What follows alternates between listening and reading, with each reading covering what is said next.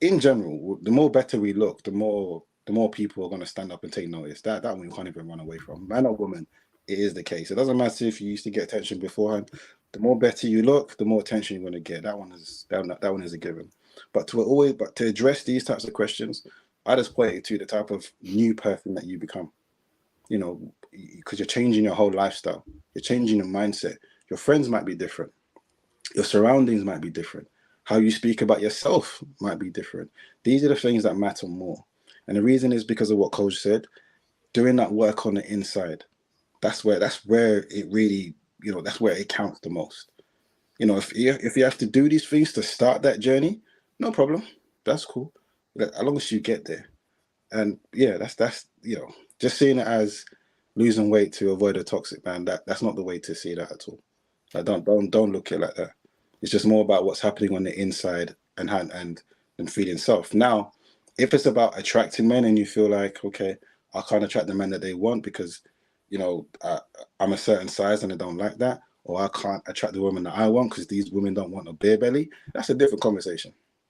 That's a different conversation, but we can't get away from the fact that the more aesthetically pleasing that we look, the more attractive that we are going to be to the opposite sex. That one, yeah, we can't get away from that anyway. Good one. All right, next question. Let's see. I don't know what this is in relation to, but they asked the question: is that why men are trying to force all women to submit? I think it's earlier on. Yeah. You want to go or should I go? You can go, bro. There are certain men, I'm going to agree with you. There are certain men who I'm not even going to use the word force. I'm going to say who are ruthless about it. Because that aspect of control, as I mentioned, if they're controlling the narrative, if they're controlling this particular scenario, giving a woman no choice effectively, then that's their safe place. So there are men who will do that. I'm not saying all men. That's not a, one size fits all statement.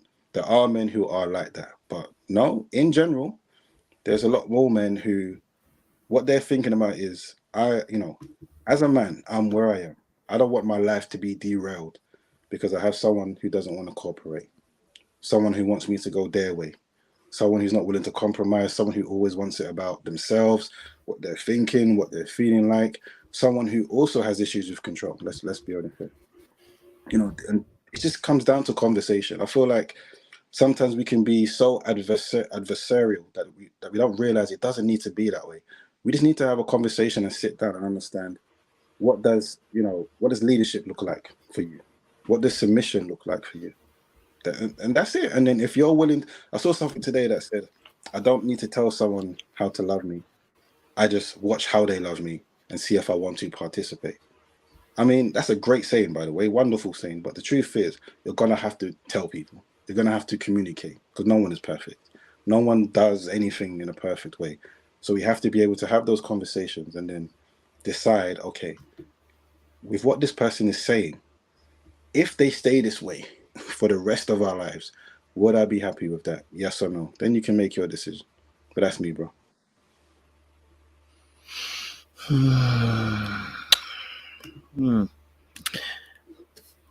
I'll leave that as is. I'll leave that as it is. I think you genuinely answered the question. And go to the next one. Oh my gosh, my throat. Can I say this as well before you carry on? It is very dangerous to always think worst case scenario. Very dangerous.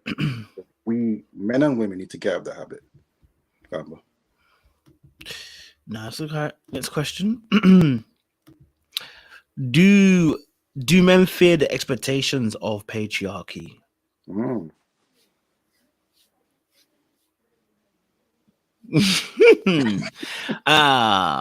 Okay, cool. Do men fear the expectations of patriarchy?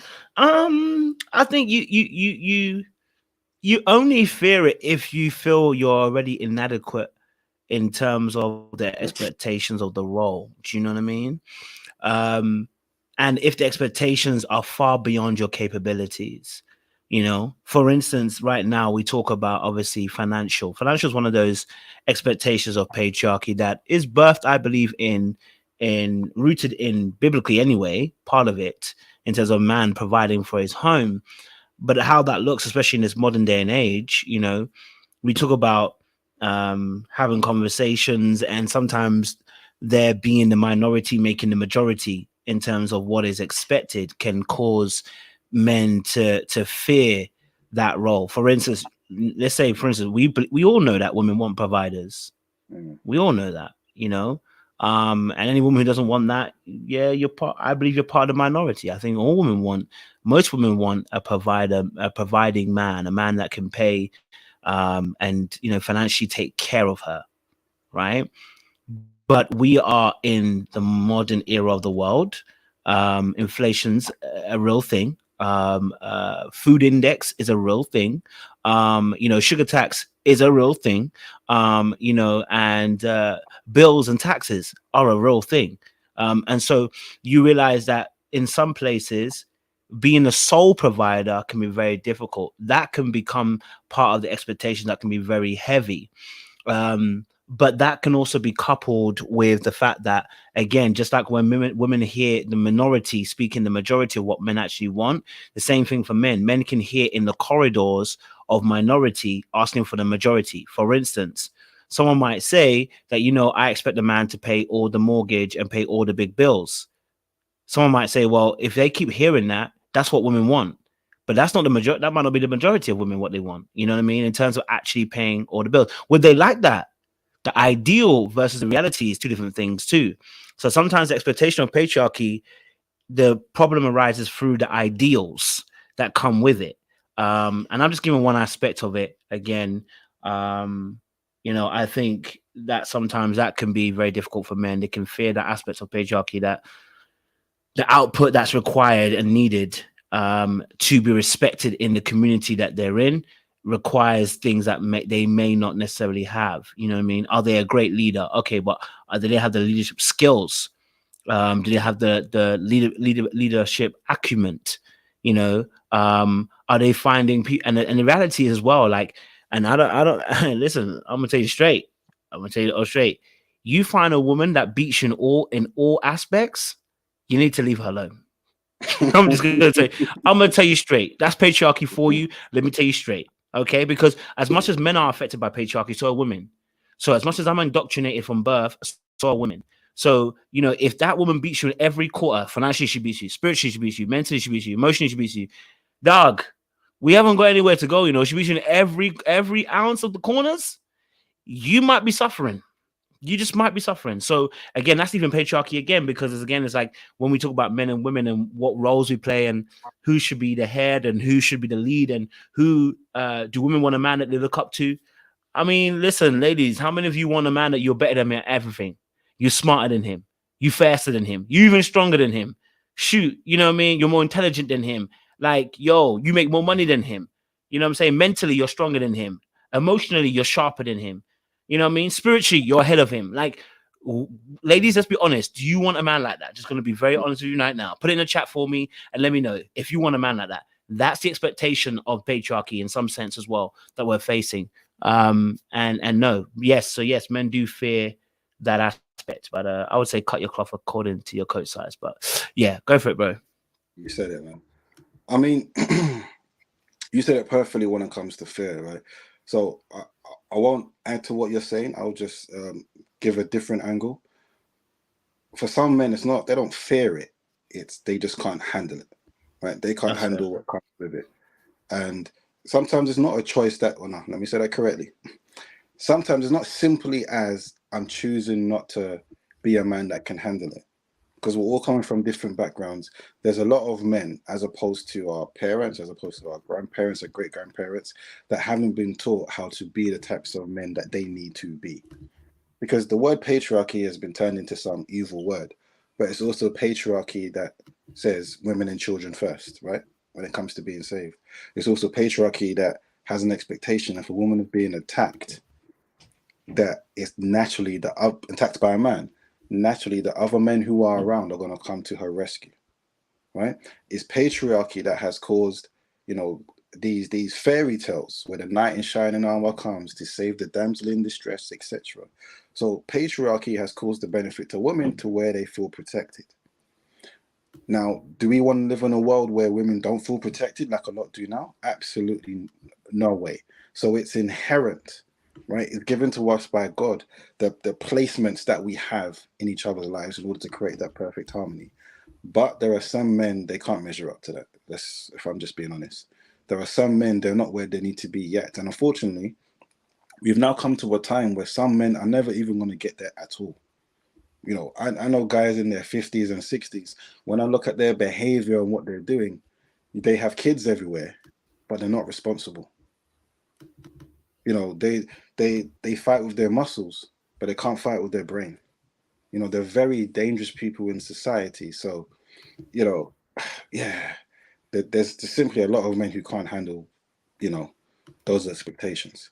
Now, to me, you know, one of the things that Coach mentioned is, as a guy, if you're in a situation where a woman is better in every aspect, the natural ordinance of patriarchy means that she wants the man to be better, right? She wants the man to be able to, like we mentioned yesterday, she wants to be able to say, wow, I really learned from my man. Like, my man is really a leader, etc.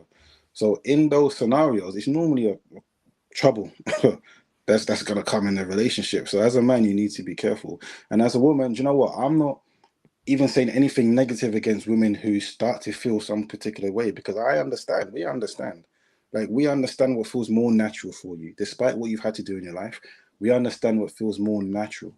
So you have a right to show, I'm frustrated by this, right? I'm not happy by this. Oh, me and Kojo were discussing, we'll talk about it probably next week, right? But we'll just highlight it at the moment.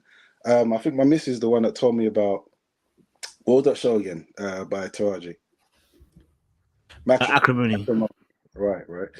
Now, I haven't seen it, so it was just a guy who was working on his craft for 18 years, right? And then getting divorced in the end.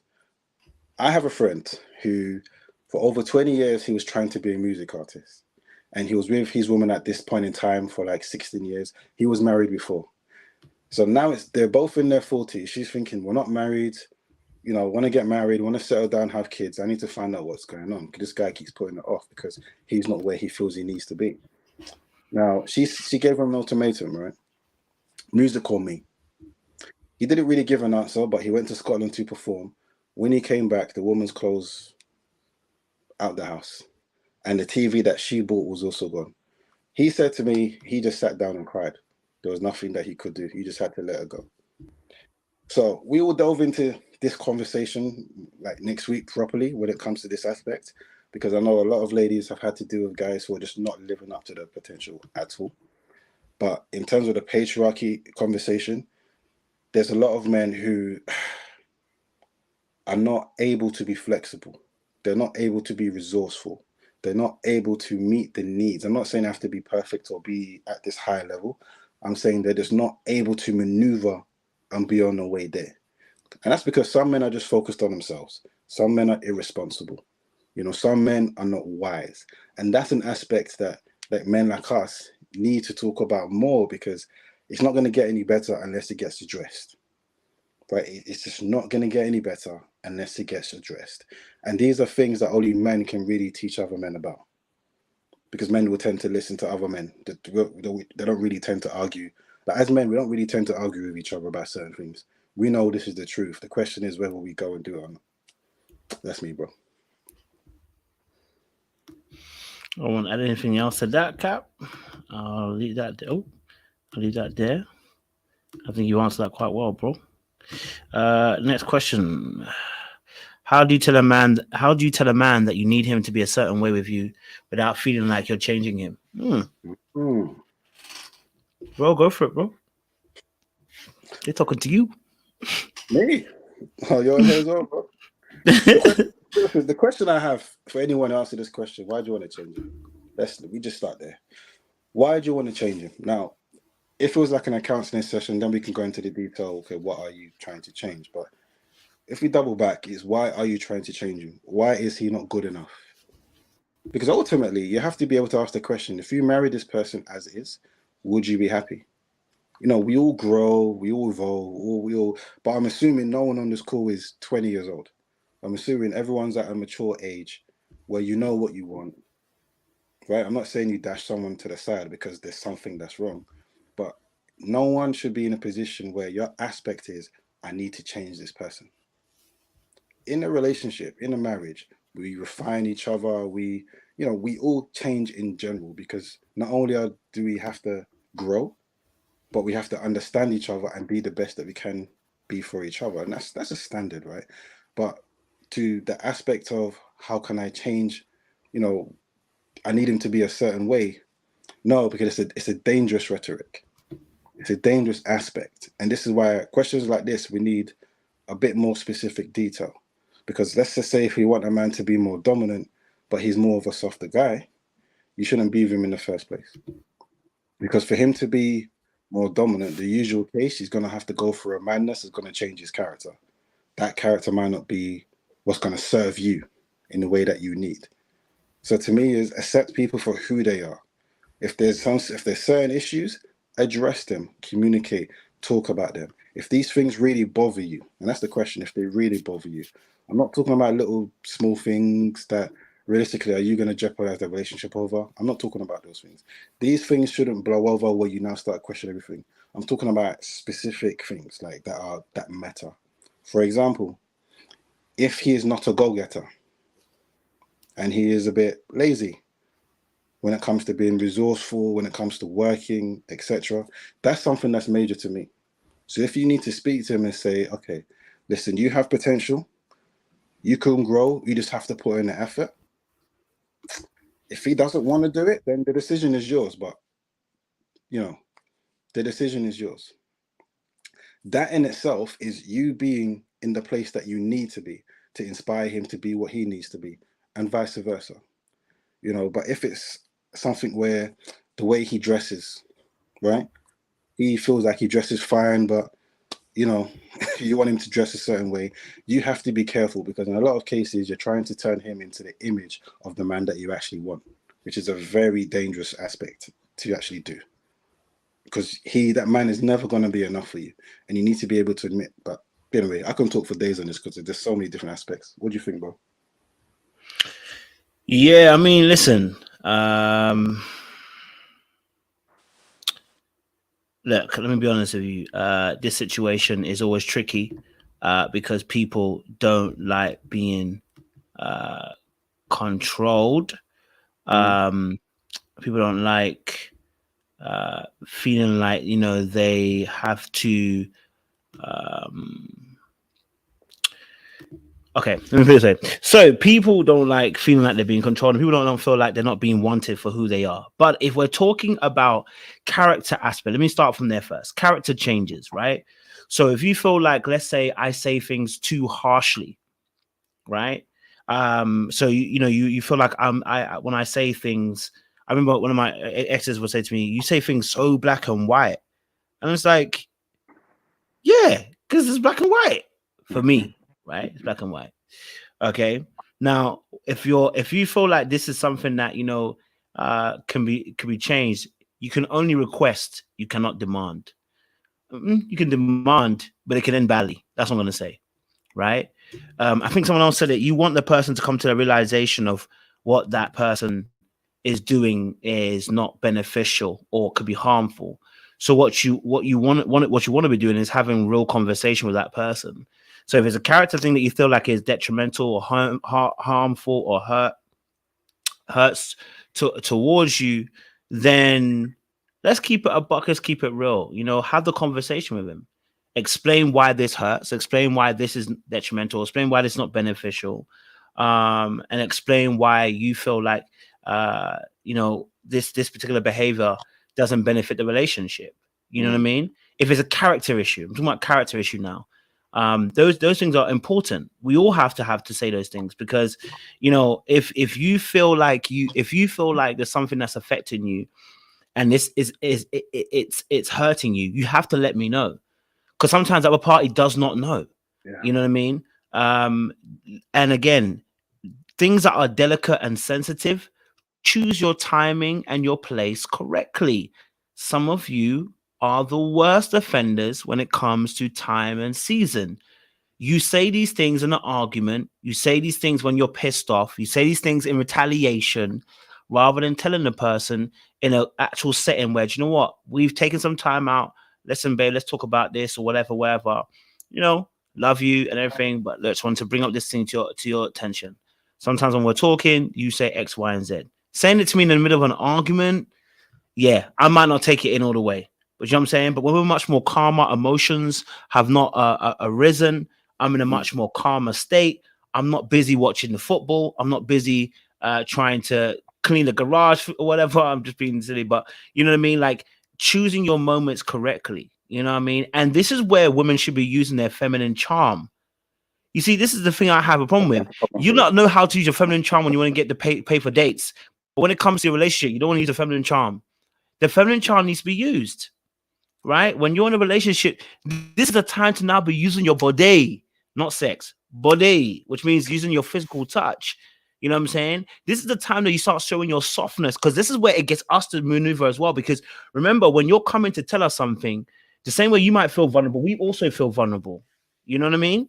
And someone might say, this is where you pander to you want the woman to pander to men. You want us to coddle your feelings. If your first thought is when you hear me say about use your feminine wiles and use physical touch, to get him to come around to your side, that, oh, I have to coddle him, you are in the wrong ballpark of conversation. And you already showed me where your heart is.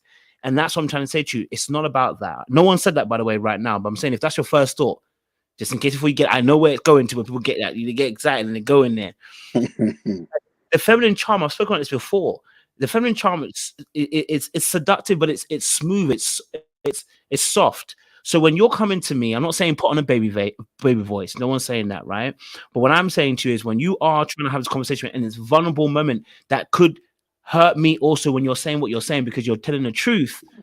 This is listen, some of our mothers know they will cook a meal.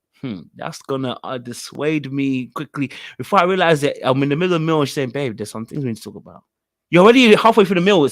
I'm not saying some of them knew how to, they touch you in a particular way on your arm or your shoulder, and they say, babe, listen, there's a couple of things I want to talk to you about. Just you know what I mean? Yeah. It softens the approach. You know what I'm saying, right? Or you're choosing a time where maybe you're walking with me and we're walking, you're holding my hand and we're talking. And you say, babe, look, there's a couple of things I just want to bring up to your attention. Just like the last few times we've spoken, you said X, Y, and Z. And I'm like, oh, I didn't even know. And again, if you've got men that are going to now cuss you out after that, you're with the wrong type of men. You don't need to be with these type of men. You know what I'm saying? Like sensible men are not here trying to cuss you out when you try to bring up points to them. Not saying that the arguments don't happen, but again, you got to use your best tools. You're feminine, you're beautiful, you're soft.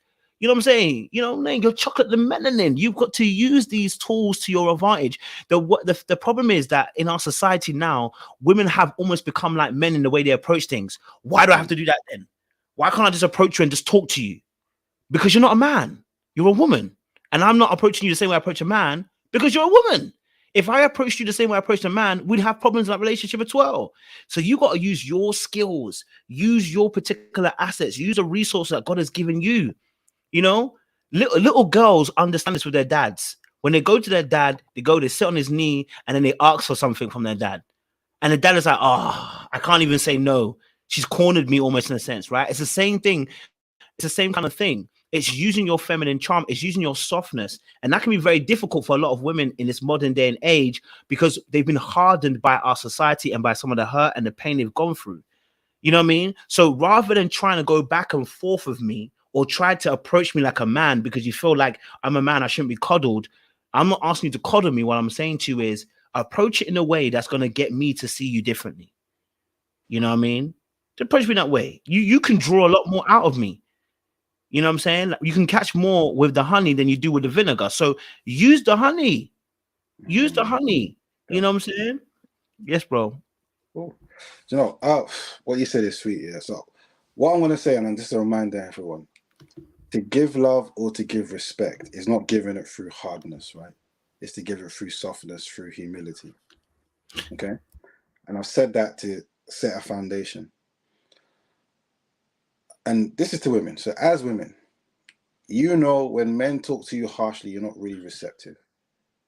So therefore, what you say is, talk to me with love. Talk to me kinder. Okay? We can see what's happening in this world. You know, the whole thing about how men say things stops women actually listening to the message. It happens, right? Understand that men also operate the same way. If you are coming with the harshness, if you're coming with the anger, with the militancy, he is less likely going to be receptive to whatever you're asking him about. Just because he is a man doesn't mean that that's how you approach him. Because other men don't talk to each other that way unless we dislike each other, unless we want to disrespect each other on purpose. So this is one of the things to take heed in trying to understand the man. And to me, what you're saying, Code, is wonderful because, like, I've had to think this week, right, about this specific thing. And I've realized how much more receptive I am when my missus, for example, is, you know, when I feel respected, when I feel like she's being submissive, you know, and I'm not even talking about I've said something or something has happened. I'm just saying just the way that she is in that moment, from the things she decides to say to me, how she operates around me. Whereas let's just say if she was going to be militant, if she was going to be, you know, Alan Sugar, well, you know, on The Apprentice, Alan Sugar in America was Donald Trump and just give the fire. I've understood how less likely I am going to be responsive. And that's a natural thing in me. So this is why I set the foundation about love and respect coming from a place of humility. Because when we, and I mention this all the time, when as a man, when we love right, we are able to get the best out of a woman. She's able to be more receptive. She's able to listen to us a lot more. I don't even want to talk about all the background noise and how much she's able to do that because of what she's been through. That's a separate conversation. But first, it starts with us, right? How are we? You know, how are we talking? How are we communicating? And also the opposite. As women, you can make a man fly if you make him feel respected. You know, and I'm going to say this as well. Before you have those conversations, if everything that you say is always negative, easily that's going to be a problem. Someone mentioned earlier on what men fear is the words, babe, we need to talk. I'm going to say yes. Because what men have become used to is that sentence always attached with something that's negative, always something that's going to hit him for six. So I'm for hashtag cancel, baby, we need to talk. Cancel it. Just talk. Just say. And as you speak, and we're human beings, we can come out of frustrations. These things happen, right? But as we speak, make sure that we're pouring into that person. Make sure we're praising that person as if just because I don't like A or I disagree with A, does not mean that I dislike you. Does not mean that you're rubbish, that you're useless. I still love you. I still respect you. There's this aspect that I just don't like. Second thing is, and this is advice, marital advice, don't let it get to that point. Have regular catch-ups. Have regular meets where you can discuss things. So it becomes easier for you to address these things because that person is ready. Okay, babe, what don't you like? What things could I have done better? What aspects of me need to change? These things will help you so much to avoid those explosions that actually happen from, oh my gosh, I don't like this, but how do I tell the person? Communicate. By the way, one of the questions that usually comes up with this is usually to do with sex. I'm not enjoying it. How do I tell him? I'm not orgasm. How do I tell him? I'm faking it. How do I tell him? And there's an aspect of men's egos that needs to relax. But the only way you can alleviate these things is by communicating. But you have to lay that foundation. You have to create that. You can't just do it. Like lay the foundation, create it. And, you know, it should then become easy to be able to communicate these things both ways. Because we both are looking at each other. I'm going to be thinking, do you know what? Yeah. Okay, we need a bit of refinement here.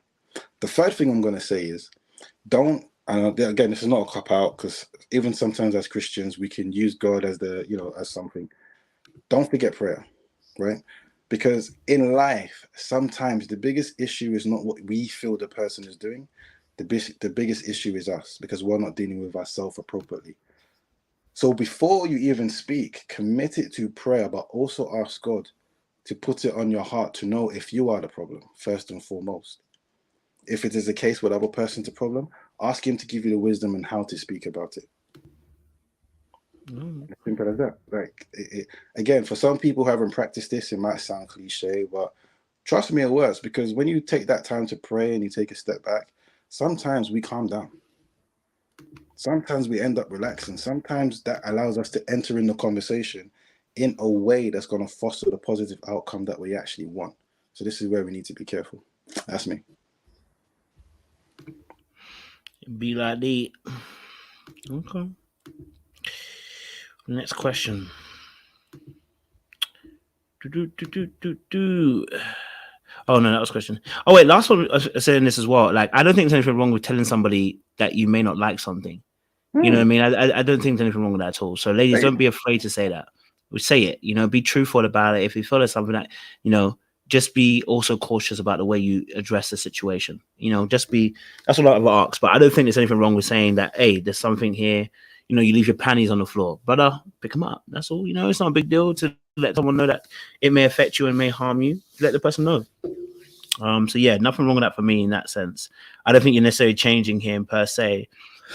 But I think when you come to things like style of clothes, things that are a bit more less about character and more about the person, you know what I mean? The style of clothes. Oh, I want your your hair to be shaped up in a particular way. Like the same way you wouldn't want a man saying, listen, 100%, listen, I only don't, you're getting this hairstyle. You know what I mean? Like you don't want to be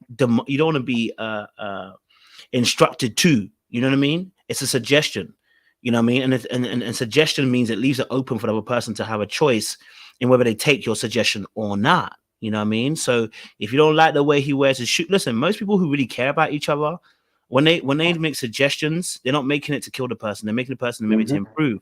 So if you're saying to me, babe, those shoes, don't know if it works for that particular clothing, you know what I'm saying? Then I'm like, all right, cool. Which one do you think works? I'm not gonna be big on it. Like, do you know what I mean? I'm not gonna if you're saying to me, babe, I don't know if those shoes actually work with that thing. Try the brown ones. If anything, I'm gonna be happy. I'm like, shoot, she's looking after me. You know what I mean? She can see that maybe this might not work the same way it works. Do you know what I'm saying? Yeah. And alternatively, the same thing. If he then says to you, listen, hey, babe, I don't know if that green dress is working today. You should take it on board as well. It's, you know what I mean? It's about the way we address certain topics. I don't think that's necessarily changing someone in that sense. You know, but I'm gonna say this: some of you need to be careful. You don't do Build a Bear, because some of you will upgrade his wardrobe, and then when he finds a new gal, you're like, "I did all this for you," and it's like, "No, you didn't. You did all this for you because you wanted to see him in a better style and better clothes and see him more cool. And now he is more cool, and now he's going for whatever he's going for. So, like that person, who that person is, you know. So, you know, just be aware about the way we deliver information. That's what I'm saying. I'm going to say anything, you know. The next question was, okay, that was a comment as well by Real McCoy. Appreciate Real McCoy. So it's just helping her in that particular instance. Someone said, "Why do men marry the safe woman and sneak around with the women their soul desires?" Oh my days! Oh my days! Oh my days! Oh my days! Go for it, bro. Give it to me, yeah. All right. Let's see. There's a lot of things that we could say. This is a weighted conversation, and it's unfortunate. Wow. All right. You know what? The bit that's throwing me in this conversation is the end bit, because I can speak about why men marry the safe woman, but then they sneak around with the woman that their soul desires. To me, this is a man who doesn't know himself. Right? This is a man who hasn't come into an understanding of what he wants in his life and what is good and what is not. Now, in some of these situations, he knows that the woman his soul desires is not going to be a good wife. The woman that his soul desires is not going to treat him the way that he needs to be treated. But there is something about him that is attracted to this woman, because this usually is the case when it comes to toxicity, when it comes to, you know, this type of woman, not a particular woman, but this type of woman has some sort of hold on me. And I'm going to give an example, right? I have a friend, he met, I mean, she wasn't a safe woman, but a woman who he says treated him the best that he's ever been treated in his life, right? but he was still sleeping with his son's mom. When I was asking him, I was questioning him, like, what? Let me understand your mindset, because why are you doing this? Because not the answer is not all the time are you just because of sex, etc. Right? And what he said to me was that he didn't want his son to be calling another guy dad, which is why he didn't want to put his baby mom in a position where she could be with someone else. And I said, okay, cool. But when I really thought about it down the line and I started asking him more questions, I said, that's not even it. He then said to me, when he's around her, he hates her. He despises her. Makes him angry. But there is something about that drives him in a way that he can't help but sleep with her. And what I understood it as, this type of this woman that she was, him having sex with this woman was the only way that he felt in control, only way that he felt respected. So I mentioned this as a point that some of these guys, their sole desires do want a particular type of woman, right? But these types of women are not women that's going to be able to look at them as, this is my husband. This is the type of man that I want. So it's very easy for her to take him on board because there's no commitment. There's nothing, when she's ready for that proper man, she's going to go away. But when it comes to these guys who marry the safe woman, and it's not always the type of woman that he really wants, it's the safe option. It's because he hasn't really come into an understanding of himself, and he's still driven by little boy decisions. And that's an unfortunate thing. I'll be honest with you, I'm gonna call out names. One of the biggest examples of this is Derek Jackson, right? He's the biggest example of that. From the beginning, you can see what type of man that he was. When you look at who he was married to, he married the safe option, but he wasn't that type of man himself to be able to appreciate who she actually was. So as we all found out, most people found out late, but from the beginning, a lot of guys were questioning now, something came right with this guy. And it came out that he was also chasing women that he so desires. These are not the types of women that's going to truly feed him, but he can't help himself but engage with these women, which is why, there was no remorse, which is why there was no real accountability, no real humility with the situation. He knew what he was doing all that time, and it was more than just, I want to have sex. It was something about him that was deep inside that he couldn't help but explore, and he ended up breaking our poor sister's heart because of it. And that's something that we need to address. This is why I say to guys, don't get married until you're ready, because if you're not ready to be the man that this type of woman that you prayed for it needs, you're just going to break a heart and embarrass yourself in the process, because it's just silly. Go ahead, bro. Yeah, bro. To be honest, listen, I'm gonna be honest with you. Why the guy married a safe option and sneak around with a woman that soul desires? Can I be honest with you? I don't think that's the majority. I think, honestly, when you talk about the soul desires, I think you're talking about his penis. That's the honest truth. Okay, a lot of times he's talking about his penis. Okay, he's not talking about the soul desire. Because it's very rare that you hear people come out and say, you know what, I cheated with the one that I actually should have been with. It rarely ever happens like that. Well, you know what I'm saying? Yeah. Like, people are not finding their soul partners in another person and like, oh my God, I've got to go with them. Oftentimes it is that something has gone stale in the marriage, and not necessarily that the person's done anything wrong, but it's just gone stale and gone to what we call a plateau. It's gone to an even keel. So there's neither too much passion nor not enough passion. There's not we're not having too much money problems or not enough money problems. Everything is just on an even keel. In fact, even keel is actually the worst time to be in, because when everything is just on an equal plane where just like, it's not bad, it's not good, it's not that you can't choose a stand. Do you know what I mean? And you reach that what we call a pleasure plateau, where your pleasure gets to a certain point where this no longer suffices you anymore, and you're just on the same path. A bit like when let's say, for instance, I do YouTube. You might hit 70,000, you'd be excited. But if it stays at 70,000 for another year, you're gonna be frustrated. But if it gets to 100, you're excited again. It's like the pleasure plateau keeps going. Now, for a lot of men, again, I told you about the fact that a lot of men are just like, I'm going to you, a lot of men are like women. They are choosing people who they just want to marry. And it's got nothing to do with purpose, got nothing to do actually if they really love that woman. They just found someone who they can loosely find attractive and they can have kids with and continue their legacy with. That's the biggest problem we're seeing.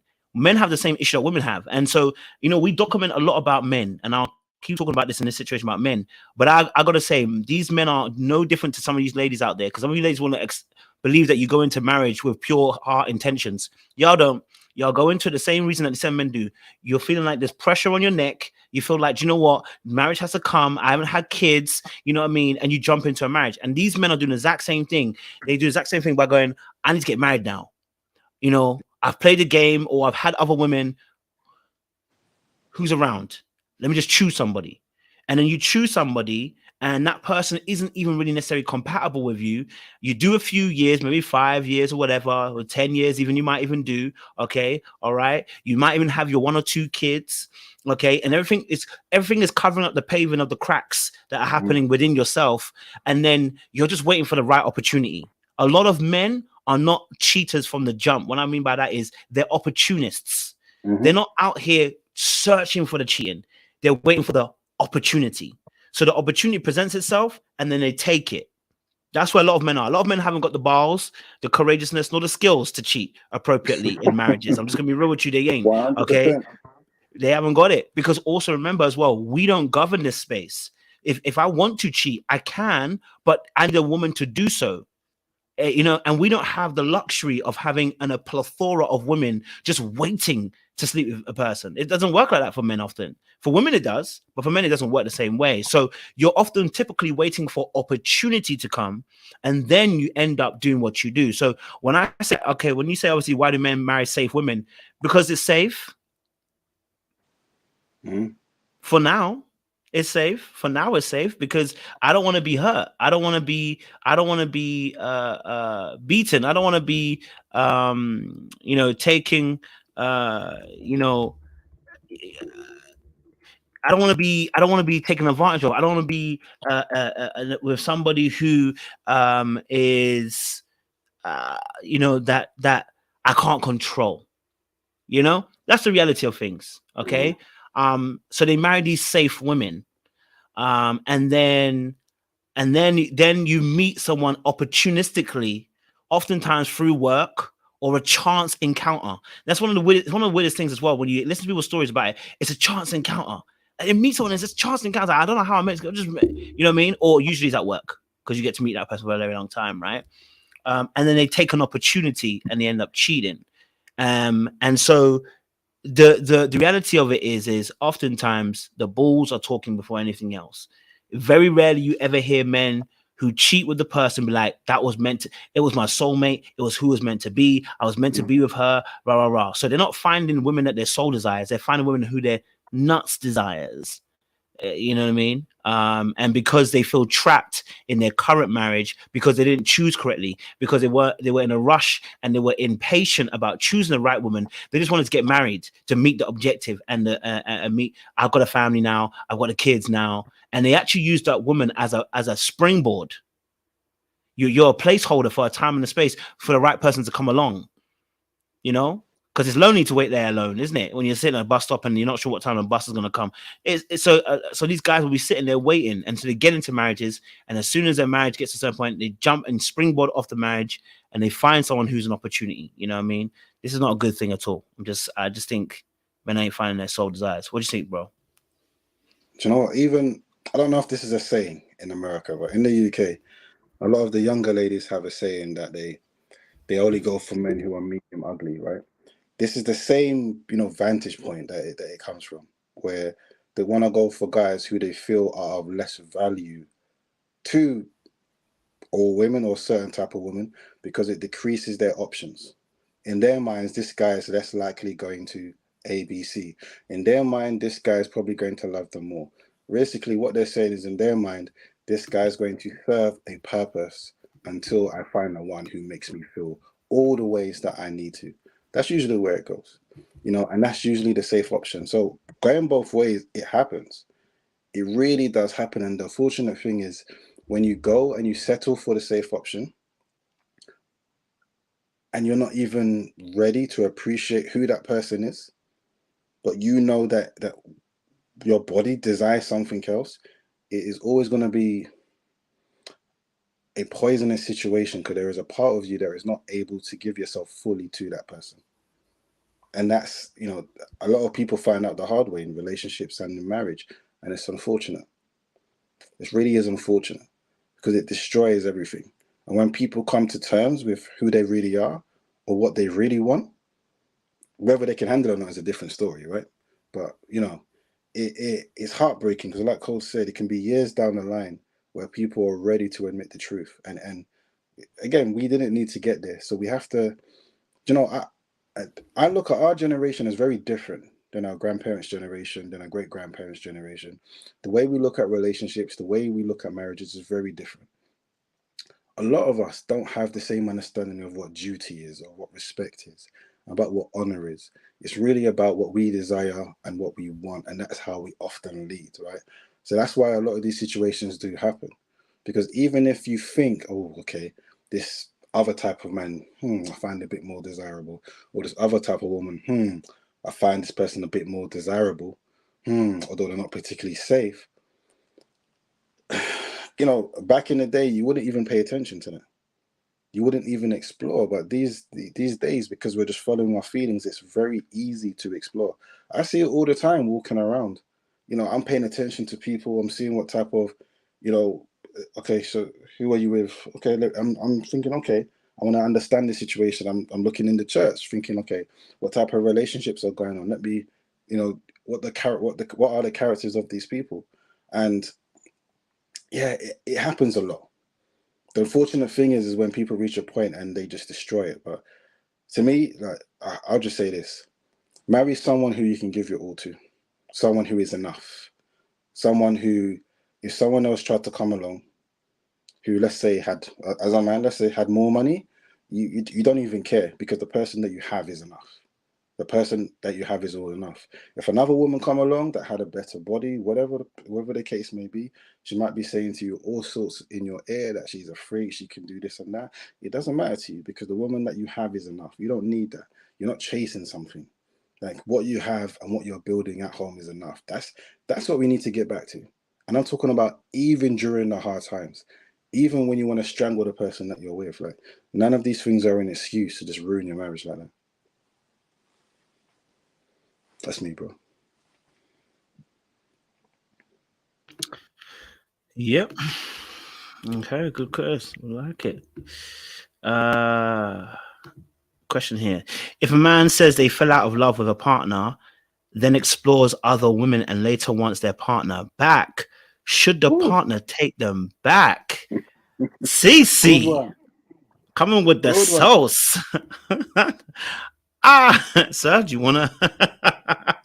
Me? So where I stand on this topic, I'm not taking you back.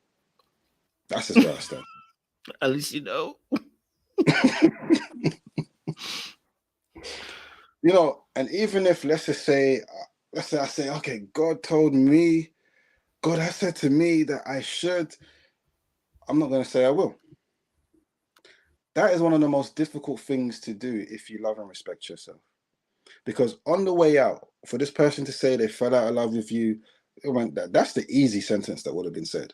There would have been so much that would have been said and done that would have made you feel, you know, rock bottom, that would have made you feel like you ain't good enough for anybody or anything. Then for this person to go and explore and say, oh, sorry, I made a mistake. What do I look like? Nah, it's zero tolerance. And you know what? This actually happened to me when I think about it. I was with a girl. Long story short, she abruptly ended a relationship. What I felt strongly was that she ended it in order to explore things with her ex. I felt it strongly. And I said to one of my best friends, what bothers me about this whole situation, because it seems fishy, is that I can't, I can't even, what's the word? I can't even, you know, feel that she's going to respect her body during this time. I don't even feel that she's going to respect herself. I don't even feel that she's going to even respect what we actually try to build. During this moment, she's going to try to go so far away from it, and she's going to end up regretting it, that she's not going to come back to me still standing here.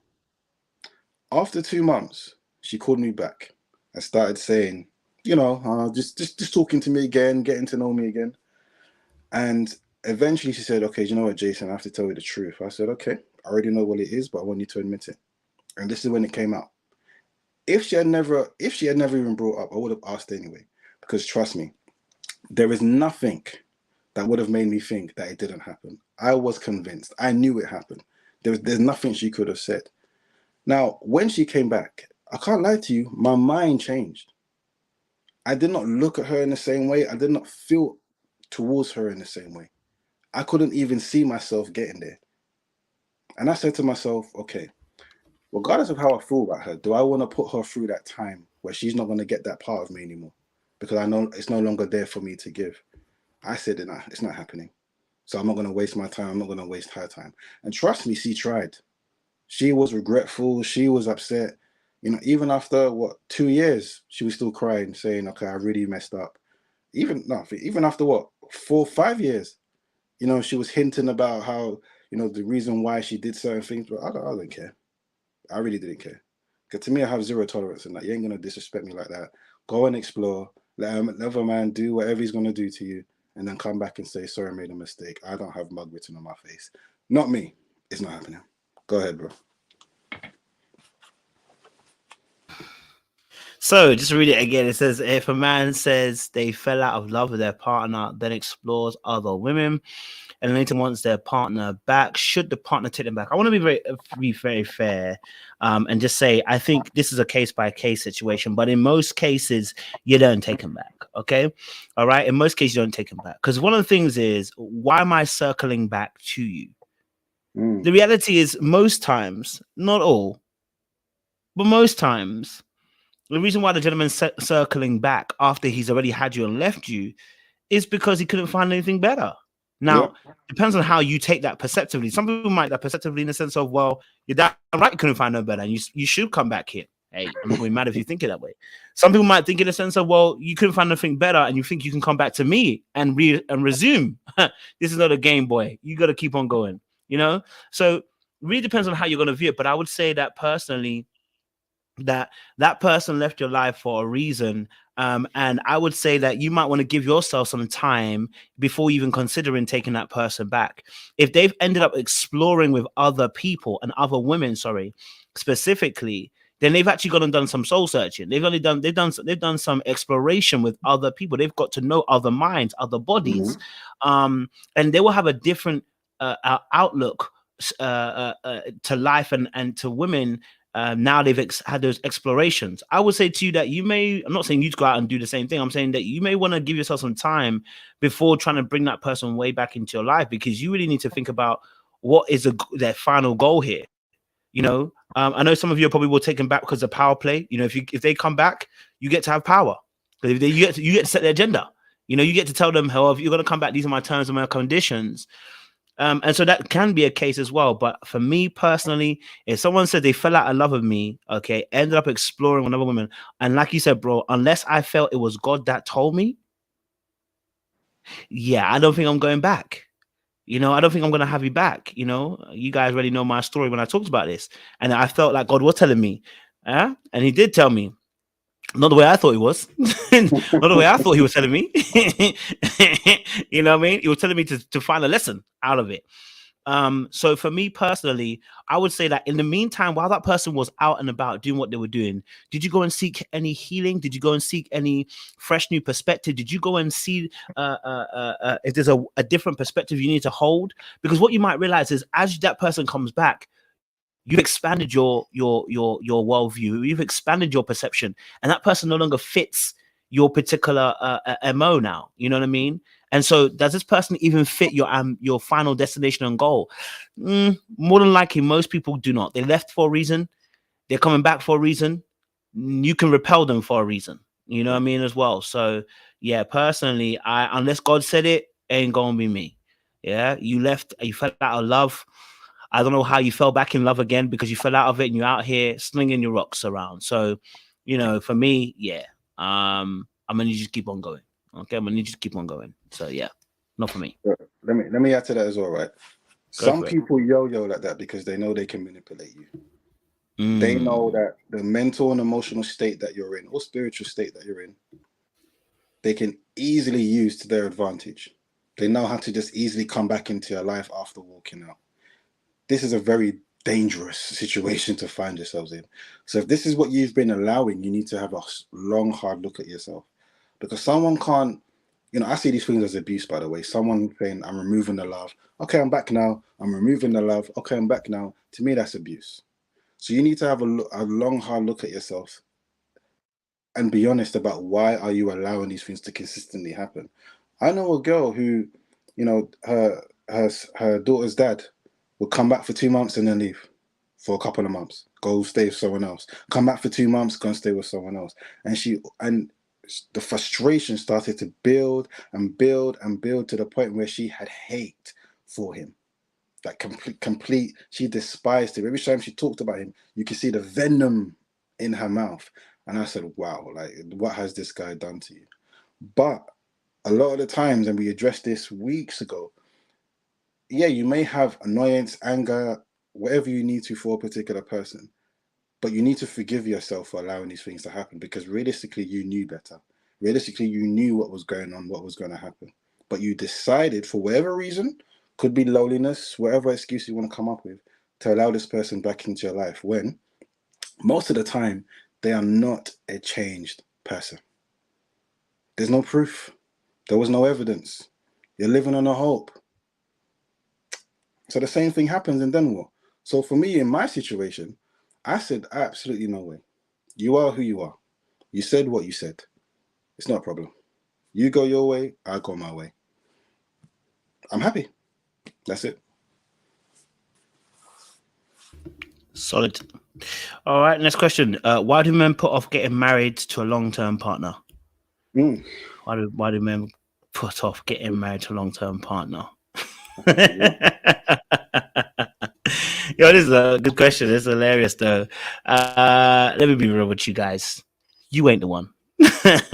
Okay, don't let Devell Ellis and Kadeen Ellis fool you. Okay, they're a different breed and they're one of the exceptions. You ain't the one. Yeah, like you ain't the one. I'll be honest with you. Of course, there are other mitigating factors. Sometimes, men are afraid of their finances, not being in stock, not being in order. Sometimes, they feel like, getting married, the fear of marriage, the fear of commitment. That can also be the case as well. But I just think to myself, reality wise, if that person isn't talking about marriage, isn't trying to plan marriage with you when you guys have been together for a little while, if they're not thinking about that, and this is why you were saying earlier on about what's your intention from the very beginning, what's your actual goal?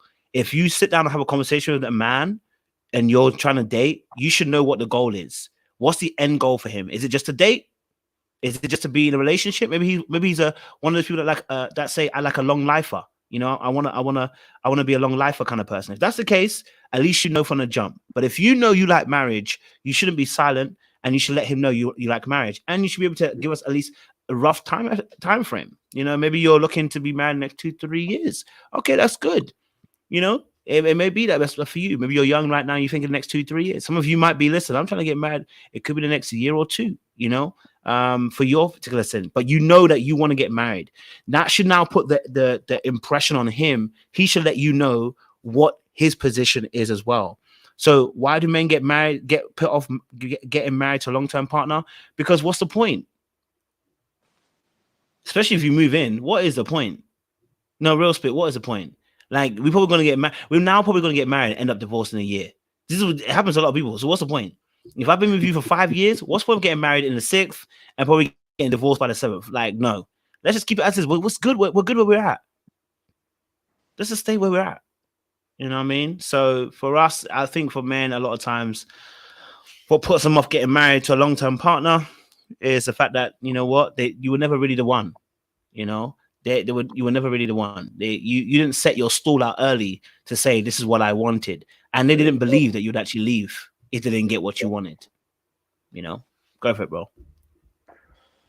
Do you know, sometimes this question annoys me, because I really feel like the answers are so obvious, and I sometimes have to ask myself, why is it so hard to receive? And to me, it's you mentioned one of them, that you was not the one, right? There's another aspect where a particular guy, you can just see how he is. He's not the one for anyone. As in, no matter what woman, it's not going to stop him getting into relationships, but no matter what woman comes along, he has to make the decision that this is what he wants. Right? Just because you wanted it doesn't mean that he's going to want it, or just because you feel like you're the best partner. It's that none of that means anything.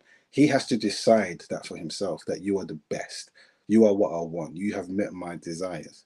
You know, to me, there shouldn't be a situation where you're with someone 5, 6, 7, 8, 9, 10 years, and you have, if you're being honest, if you have told him this is what you want, and he hasn't even told you what he wants, or he's saying the opposite. If you put yourself in that situation, look, I have one particular friend with his missus for what, 6 years.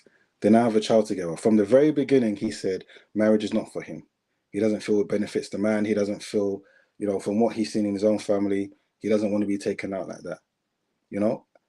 And in January this year, he proposed to her. And the reason why he proposed is because he felt that she wanted him for him. Not because of marriage, not because of anything else, because she wanted him for him. That's a wonderful situation, and I'm happy for him, and I'm happy for her.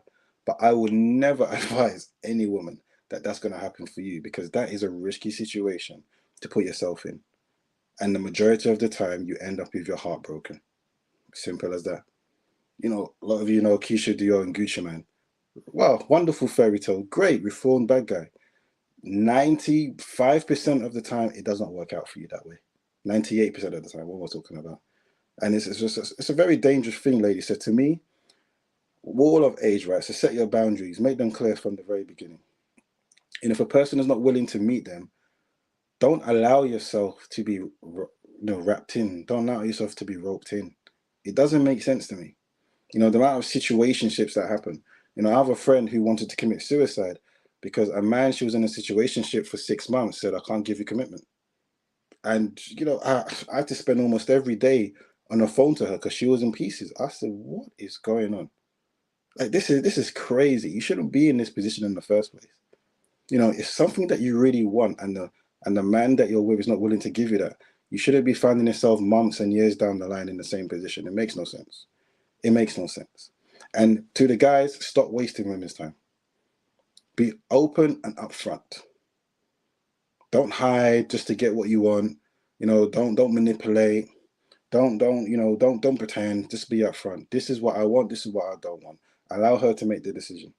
That's it. If she made the decision to go with you and she wants to switch it up down the line, that's fine. At least you've been honest. But when you want to lie from the beginning and manipulate, this is when to me, you're disrespecting yourself. Because that means you're not man enough to be honest about what you want and what you don't want. You know, putting a woman in a position where she can feel like in her prime years, she's wasted her time. Like that to me is ridiculous. That's it, bro. Yeah, bro. So I'll just say to myself, I say to you guys, girls, ladies, sorry, even, you know, I always tell you about the PEW, position, expectation, wants. What is your position? You know, you like him or you love him. What's your expectation? I want to be married in a few years. I want to be married in 2-3 years. You know, and you ask him, what does he want? And if his want doesn't match your expectations, let's kick it up and let's get on our business. Okay, don't waste your time with people that don't match your expectations with their wants. He will have a different want. And so, yeah, people will waste your time if you allow them to, you know. People waste literally their time, honestly, trying to live in these moments because there's a hope that the person might change to being what they want them to do. Yeah. Don't waste your time. Meet people that are going to be in alignment with your expectations, and let them vocalize what their wants are. Don't assume. Let them vocalize. Ask them the question. Where do they stand? You know, so that's a very important part as well. So, the And I'll next say, ask question. the question Go for it. regularly. Ask the question regularly. Just because he said he wants marriage 3 months ago doesn't mean you shouldn't ask him again. No, check in. Check his mindset. Is he still in the same place? You know, just check, because people do change their minds for whatever reason. And let's be honest, sometimes people change their minds because they realize that the spouse that they have is not someone who they actually want to marry. You know, that can happen. But communicate. Don't just assume. Like, you can save yourself so much headache, even though it's upsetting. But it's better to have that conversation early than later. Go on, bro. Next question. Ooh, Next question. interesting Can you question. be the woman who earns more and has a better career? Why you ladies want to do this? Why you ladies want to do this? Could you be with somebody who earns less than you? Could you be with somebody who has a lesser career? That's the question. Listen, I spoke to a friend recently, and a really good friend of mine, and I really got love for her, man. She'd be really just trying to help me and question certain things on mine. And we was talking, and then she was telling me, like, she's dating someone and they're not necessarily on the same financial bracket as them, right? So she was talking to me and she was like, she earns quite a bit. I'm talking 6 figures plus. Yeah, this is not a small amount of fee. And I said to her, I've known you for a little while, right? And you see, you're an attractive woman and stuff. But I said, I can't do it. I just can't do it. I said, we're in 2 different brackets. We're 2 different tax brackets. I don't think you understand. We're in 2 different tax brackets. Yeah. Me personally, call it ego, call it the fact that, I don't trust the woman species when they get into finances.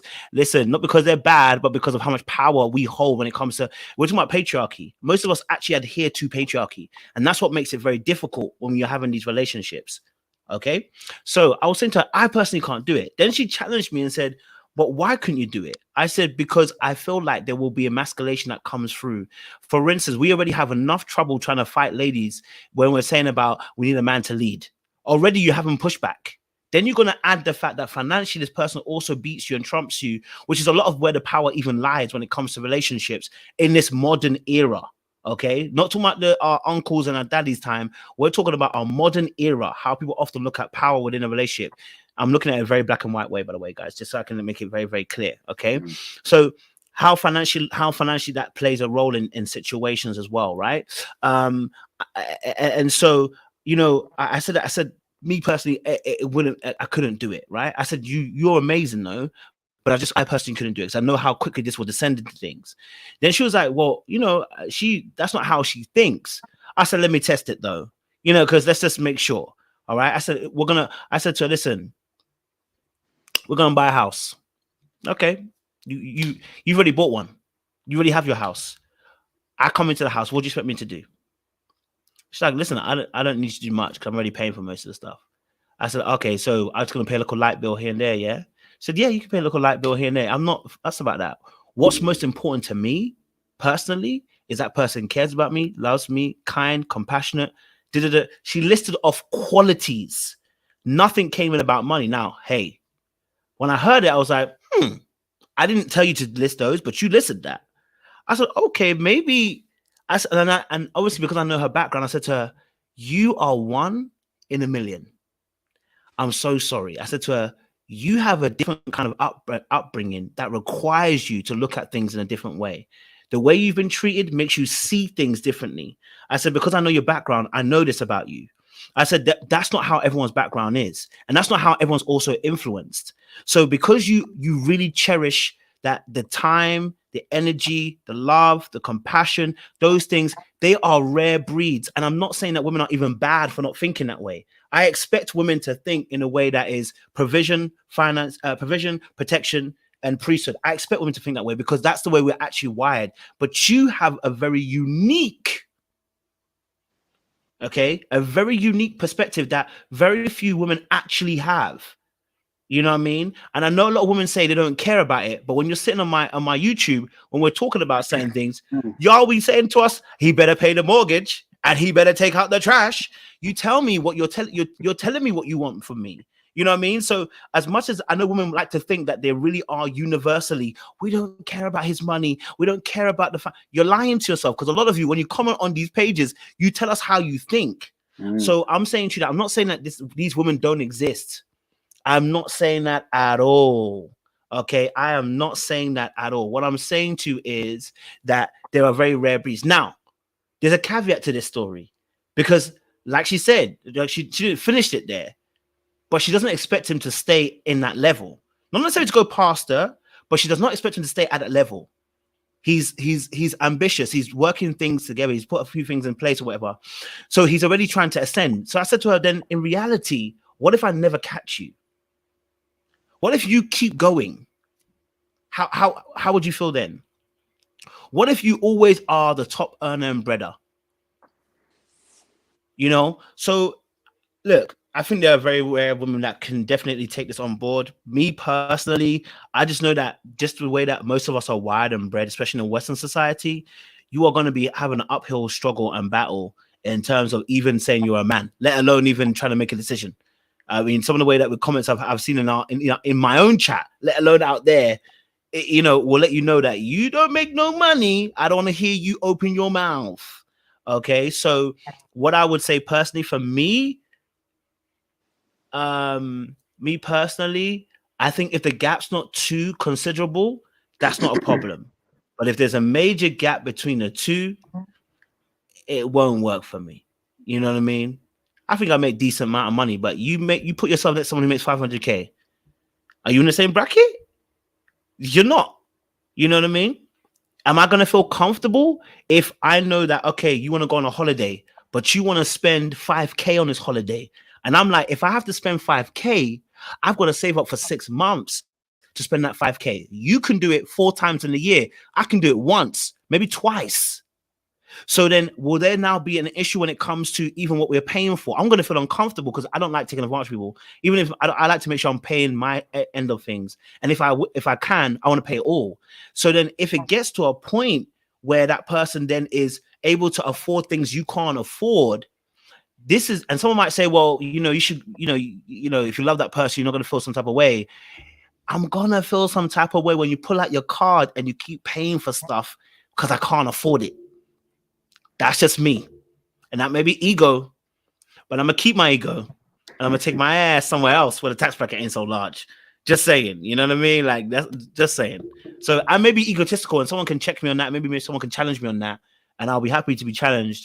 I'm just saying from my perspective, I'm yet to see it yet where this really works when someone has a major financial gap between the two. If she's slightly bigger or slightly has more of a career, I'm not fussed at that. I'm not fussed about that. Do you know what I'm saying? So, that for me is not a big issue. Go for it, Cap. Do you know what? I think the nice idea where the woman earns more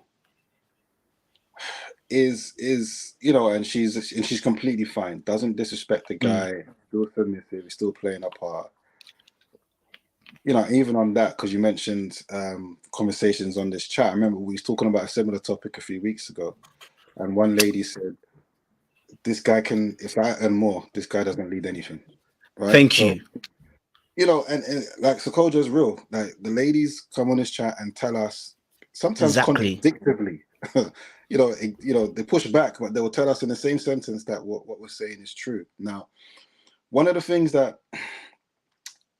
I've begun to understand in my life, right, is that when it comes to men, a man who is about his purpose, regardless of where he is, he can easily get so wrapped up into his purpose that he becomes okay with where things are now, even if things aren't great. For him, it's okay, we'll get there. We're going to go for the grind. We're going to do A, B, C, D, E. So therefore, what a man needs is a woman who's also of the same mind. Okay. What I've also realized with a lot of women, they tend to care more about what's happening now as an example of what's going to happen in the future. That's why a lot of women care about, okay, is there potential? Is this guy already achieved? What is he doing? Where is he going? If I can't see what my place is, if I can't see where we're going, I can't trust this guy to give me that security, that stability, and that safety. This just goes part and parcel. Yes, there are different people who have different aspects, different mindsets, but ultimately, because we're talking on a general basis, this is what happens. So therefore, like Cole said, I don't blame people for thinking what they're thinking. Like Cole, you mentioned about ego. I don't think it's ego. I think it's being realistic about what happens a lot of the time. Because when you just go through it once, it's a tough pill to swallow. I've been through it twice while I've been in Christ. The first scenario, the first time I realized, okay, Houston, we have a problem. I got a job. So I was jobless. In fact, she was working. I was jobless. And I got a job without needing an interview. And before she gave me a hug, she said, "Oh my gosh, you look so much more sexy to me now." Now, if I leave it that as an isolated statement, right? You might think, oh yeah, of course she's going to say that because of A, B, C, D, E. See, what I'm missing out is how the relationship was, how disrespectful she was, the attitude. But what she never did was use my financial position as a low blow. However, what she later admitted is that that position that I was in at the time influenced how she was being towards me. Now, when she said, Jason, you look more sexy to me now, literally, as she was giving me a hug, it was like slow motion. It was like a cartoon. I was like, wow. And at that moment, I can't even explain it, but it's like my whole being dropped. Because I had to think to myself, so how have you been thinking about me this whole time? That's the first situation. The second situation was the worst. Now, at this time I had a job, but the woman I was with earned double more than what I was earning, right? And although we had other issues, this wasn't the only thing. But as we know, finance is a major issue. She consistently used that as a low blow in arguments, from things like I ain't carrying no man, from things like I don't want to do this. You're the man, so have an expectation. You should do this. You should do that. Yeah, like all the things that we would expect to happen, right? Now, for me personally, I didn't have the mindset that because of my financial situation that not that it wouldn't happen to me, but I looked at these women and said, you know what, the types of women these women are, they're not going to be that way. Give them the benefit of the doubt. So I didn't put that on them. But going through it and then speaking to other men, I even had a pastor say to me, Jason, continue being ambitious, continue working to where you need to get to, but choose wisely. Because no matter what woman you choose, she's only going to be okay with that for a time, because she's going to expect you to level up. Because there's going to be increased responsibilities. There's going to be an increased accountability of the things that you need to do. And if you're not able to meet them, she might say she's okay, but inside she's thinking, oh my gosh, we're not going to be able to do A. Oh my gosh, we're not going to be able to do B. Reason being is because she is so inspired and so happy when she feels like her man is able to take care of things. I heard it, but I said, okay, now it's cool. Sometimes the ladies are not like that. This okay. And it's funny because when the ladies go through this situation and they say, it's not an issue for me, it's okay. Those are the same ladies who will come out of those relationships, come out of those marriages and say, I ain't doing that again. Absolutely, I'm not doing that again. He has to be at least on what I'm on or more, right? So the world shows that this is actually a thing. So when we try to defend it, when we try to say, no, it's not, it doesn't make sense, because a lot of guys have experienced this. A lot of guys have seen this. And this is one of the things that guys fear. So to me, if a man has found a woman who doesn't change the way she treats him because of this, God bless that woman. But I would say it's unwise for a man to operate that way, because things need to be done. When she's pregnant, when she's giving birth, does she want to go back to work straight away? Does she even want to continue working full time? She might want to be part time. These are the things to discuss and consider. So therefore, a man has to understand, what do I need to do? If he's not able to do certain things, or he's not able to continue reaching for the gold, it brings a lot of things into question, because she has to understand, okay, what is my place in this person's life? As I said earlier, is he able to look after me? Is he able to look after me and the kids? Is he able to create the stability, that house that I need to feel comfortable in? These are all questions. So I will never, say anything negative towards a man who says he doesn't want to be in that position. Just like, I've learned I'm no longer going to call women gold diggers, because we're talking about finance here. I'm not going to use that term anymore, because I've realized, women want the best. Whatever the best is to you, whatever, that's a different topic. But women want the best, right? They don't want to, some do, but they don't want to settle for mediocre. That's why when men tend to look like they can provide security and safety, but financially, even though the guy is a terrible partner, they are more willing to compromise and say, well, at least we rich. Well, at least we got our bills paid. Well, at least I can go on holiday whenever I want. But they're still suffering because that man is not able to love them the way that they need. And now we have this conversation, if I'm rich, I deserve a lot of women. These are the things that people are saying, right? So to me, in answering this question, can you be with a woman who earns more and has a better career? All I can say is, I've had that example twice, and it's failed me twice. You know, and even in the second example, I currently earn more than she did at her biggest heyday. You know, and that was her limit, whereas I'm not even fully where I need to be yet. But my mindset is still saying, do you know what? I need to pay attention, first of all, to me and where I'm going. I need to pay attention to the woman that I've brought into my life, how she is. Because when the reality of the situation happens, when we're struggling, because every marriage goes through financial problems, right? When we're struggling, when things are hard, how is she going to be? Is she going to be resourceful? Is she going to be angry towards me? Is she going to be frustrated and bitter? I mentioned another influencer called Sarah Garvey, right? He's with a woman for 10 years. For the first 6 years of their relationship, he was the provider. He lost his job, and what shocked him was that after 3 months, she started changing towards him. And her reasons were because bills need to be paid. You're the man, you need to do A, you need to do B. So as much, ladies, you might say you're not going to be like this. In the reality of the situation, it seems like most women do change, whether you voice it or not, whether it's micro or macro, most women do change. So it's about, once you realize that change, how do you go about it?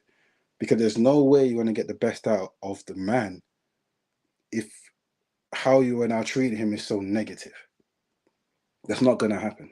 So I'm not saying in all situations people break up, but it causes problems. So this is why, as a man, you almost have to think, in order to mitigate that, so I don't have to deal with that and be disappointed, I need to always be the one who has the financial power. And that's how men are taught from young. That's just simply how we're taught. We are taught we're not good enough until we are where we need to be. When we're 21, 22, you know, whatever. But when we reach a certain age, 30, 35, 40, one of the things that women look for is that financial stability. The man who doesn't have that is undesirable. So to say that, okay, to have a woman earning more, there should be nothing wrong with it. No, that's about the woman. What you do in your career is brilliant. Like, all praises to you. God bless you. You know, being able to step up in your career and really tackle the world and earn, that's amazing. And you know what? Well done. 100%. But now we translate that to the relationship, translate that to the marriage. It seems like inherently, when the order of how God has set up things isn't working, you have to go to greater lengths to make sure it works. But a lot of people are not able to do that. And it's not even just a financial thing, it's also who you are. I think I mentioned this before I stop.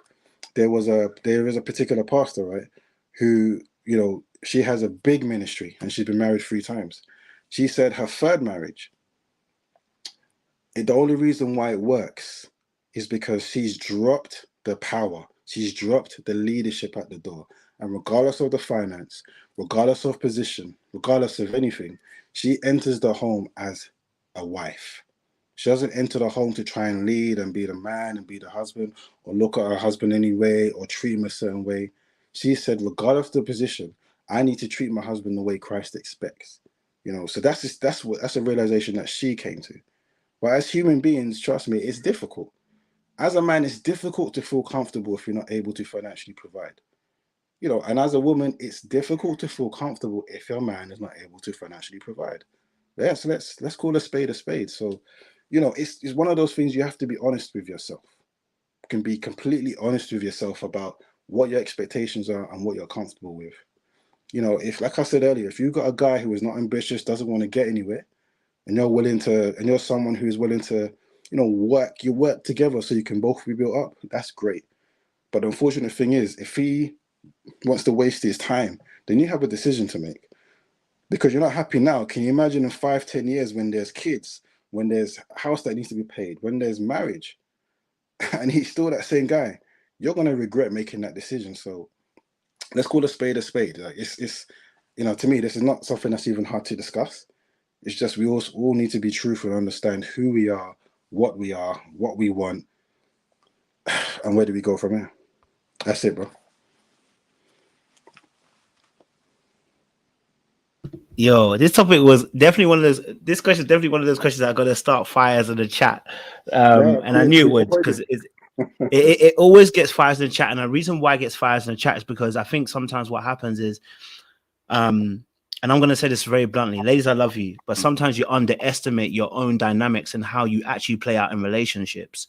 So as soon as it gets said that this won't work for a lot of people, the immediate thing is to say you're fearful, you don't want to lead, you don't want to do this, you don't do that.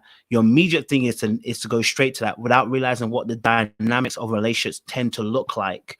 I said specifically, not that she earns a little bit more, is a major wage gap, because we are in two different lifestyles when it comes financially. That's actually an incompatibility issue, because we're actually looking at a lifestyle that's completely different. If this person lives on a particular plane, let's say they earn an amount of money and they spend a certain amount of money, they have a different lifestyle to me. And I said that I'm not going to be comfortable with that, because I'm a person that likes to contribute. I like to add my opinion piece. I don't want you to keep paying for me. Do you know what I mean? That's not how I see my role as a man. You know what I'm saying? So that doesn't mean that there aren't other aspects that I can lead in. Of course, I believe I can lead in those other aspects. But guess what? We're in the modern age of 2023, where I said to you, money is one of the biggest power tools and tricks within relationships. People are not getting divorced because they're Christians. They're getting divorced because, one, money issues. Okay, two, and failure to communicate oftentimes, right? So these are the one of the two, and there's another one I can't remember, which is one more as one of the major reasons why people divorce. But money being one of the most, whether you're Christian or not, which tells me that money is something that has to be discussed from the very jump, and we got to know how this impacts a relationship. Now, I'm gonna address a few things. Number one, we can say maybe the man changes in a relationship because, you know, maybe he's lost his job and he's, you know, maybe he's feeling down on himself. I can also say, well, we also know that there are women who do change their aspect when it comes to men. They see their security in men when it comes to them providing. If he now can't provide, they start losing their confidence in that particular person. So it can go both ways. We're not sure which one comes first, which one goes last, whichever one. I know both happen in relationships, but I know it ain't easy. So I know that financially, a man providing for a lot of women is a big, big thing. Very big thing, right? Number two, in this aspect, a woman that earns more than you and has a better career, again, I'm talking about a considerable amount of margin here as well. As much as I say it again, a lot of people operate from a place of power when it comes to money, in terms of making decisions. A lot of you guys were on the live that we did the other time, and you were telling us straight, if I make 3 times more, who are you to tell me that I can't get a Beyonce ticket? Right there and then, it showed me that if you earn more money, I don't get a say. So I don't want to hear when people say, that's not all us women. I'm saying to you, but there's a lot of you women who operate in that way, and you don't see it. But when we did that live, it showed us that the minority of women, it wasn't majority, minority of women understood what we said. Those who agreed with us in that Beyonce video, you were a minority. You weren't the majority. The majority was like, oh, you know, well, she earns more than you. Why are you stressing? Oh, he needs to change the budget, right? So you want to say about he should lead, but you are questioning his leadership. You see, instead of it being like, no, maybe we need to negotiate and everything, you are questioning his leadership, saying, how can he tell her what to do? And I was like, well, there you go. So when the woman has more money, we can see how people operate. And that's what I'm saying to you, that me personally, I won't do it. I'm sorry. Yes, it might be my ego, but I won't do it. Okay. I won't take that risk. Unfortunately, it won't be me. Number 3, the dynamics of when we talk about hypergamous women, right? And someone did it in the chat so funny. One of the ladies in the chat said it, and I love that comment that she made. I appreciate the comment she made. She said, you know what, like, it's going to be hard fought for some of these black women, because, you know, if they're earning so much, they're priced out of the market. I guess we've got to go out to another market. I said to myself, why would you need to go to another market? Because there are other men who earn more than you. The same men, they just have a different race. Hypergamous women exist in all formats, and the men always date down. Listen, if you're dating up, where's he dating? Is he dating up or is he dating down?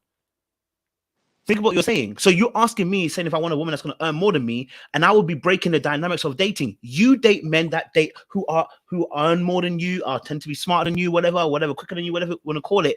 You're looking for that. Not every woman, again, of course, not all of you, but you know, you're looking for the man that's earning more and is more accomplished and etc. etc. Well, if you're looking for that, where am I looking to? Down, because if you're dating up, I'm having to date down. Do you know what I'm saying? With all due respect, not necessarily in that particular aspect. So I'm just trying to let you know the dynamics for me. I'm just going to be honest with you. Yo, personally, it don't work for me. It don't work for me. And that's not to say there's not other forms of leadership. It's to say that that's not as respected. We can talk about being emotionally intelligent all day, okay? But we see what we see in the world, okay? We can talk about emotionally intelligent all day. We can talk about a man that is spiritually led all day, and we see what we see in the world. We can talk about a man that is more accomplished when it comes to his mental capabilities. We see that in the world. I'm not disputing those things. But what I'm saying is finances is one of the biggest reasons why people divorce. People don't divorce because their person's a pastor. They divorce because normally they haven't got enough time or they haven't got enough money. You know what I'm saying? They ain't divorcing because you're spiritually astute. They're not divorcing because mentally you're capable. They're not divorcing because emotionally you're incapable. They're often deleting you because either the money ain't making no sense to me having to cope with your emotional capacity, or the time that you often are given is not correct. So I'm not saying again that women are bad or anything like that. I want to make it very clear that for me personally, y'all know y'all capping a little bit here, because some of you really do think you're amazingly good. But when you get into power, we see what happens. We don't benefit. That's not all. That's a sum, but the sum seems to be quite a lot. Proven based on that Beyonce live.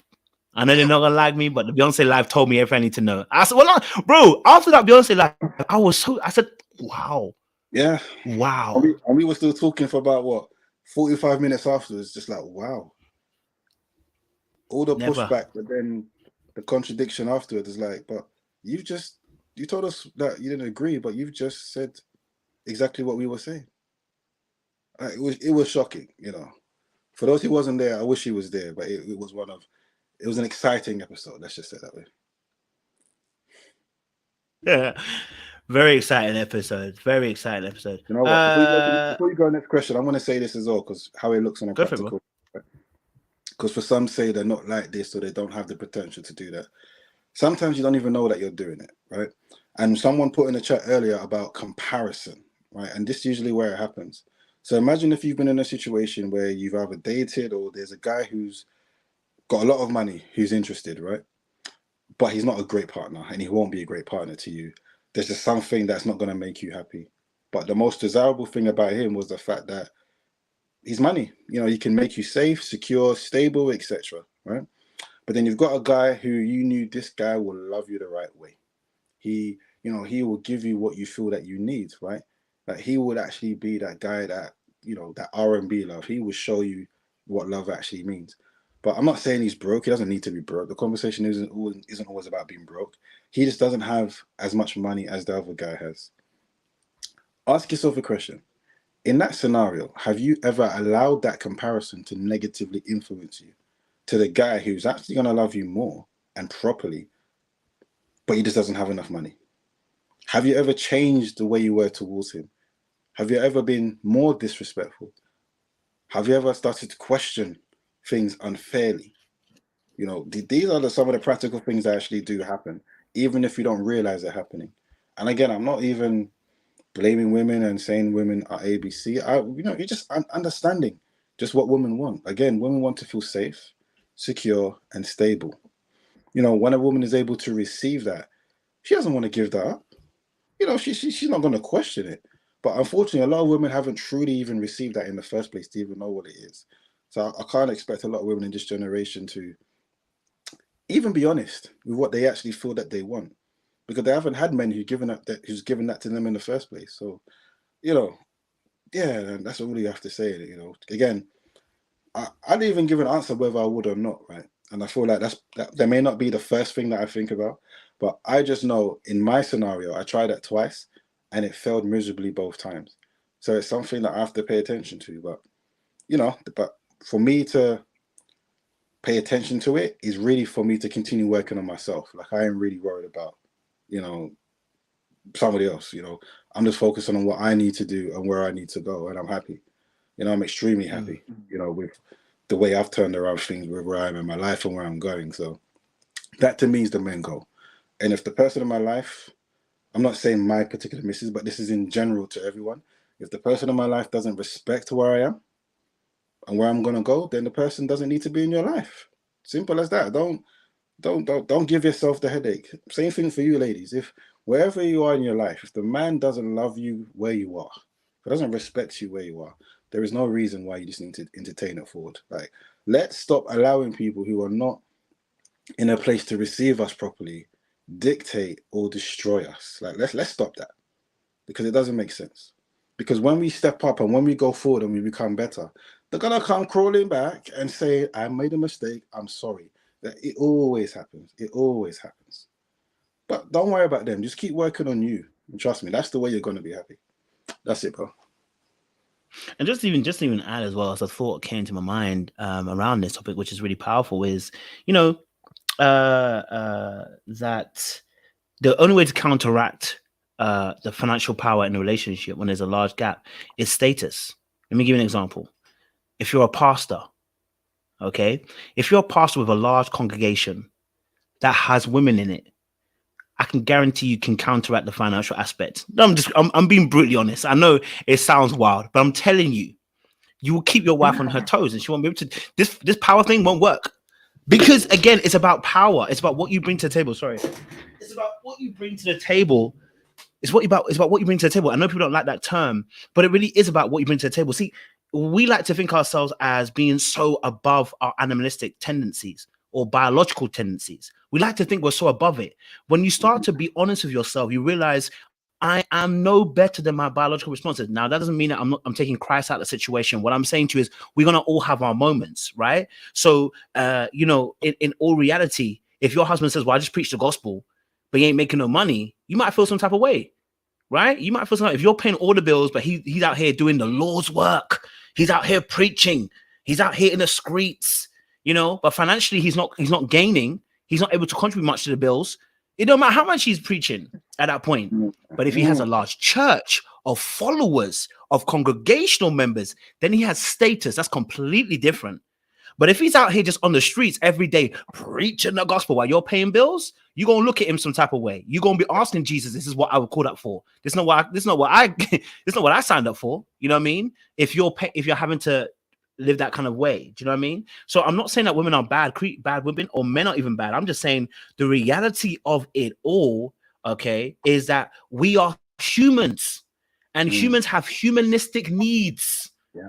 The flesh has needs. Okay, trying to say you live in the mountains for 40 days and 40 nights like you're Moses, your body needs food. Okay, all right. So so I'm saying to you that again, you have to bring something to the table to assuage the power someone else has, because unfortunately, humans are human. Women are only human. You know what I mean? If a woman can earn so much money that she trumps you, you have to ask yourself the question: what is she doing? Not in a bad way.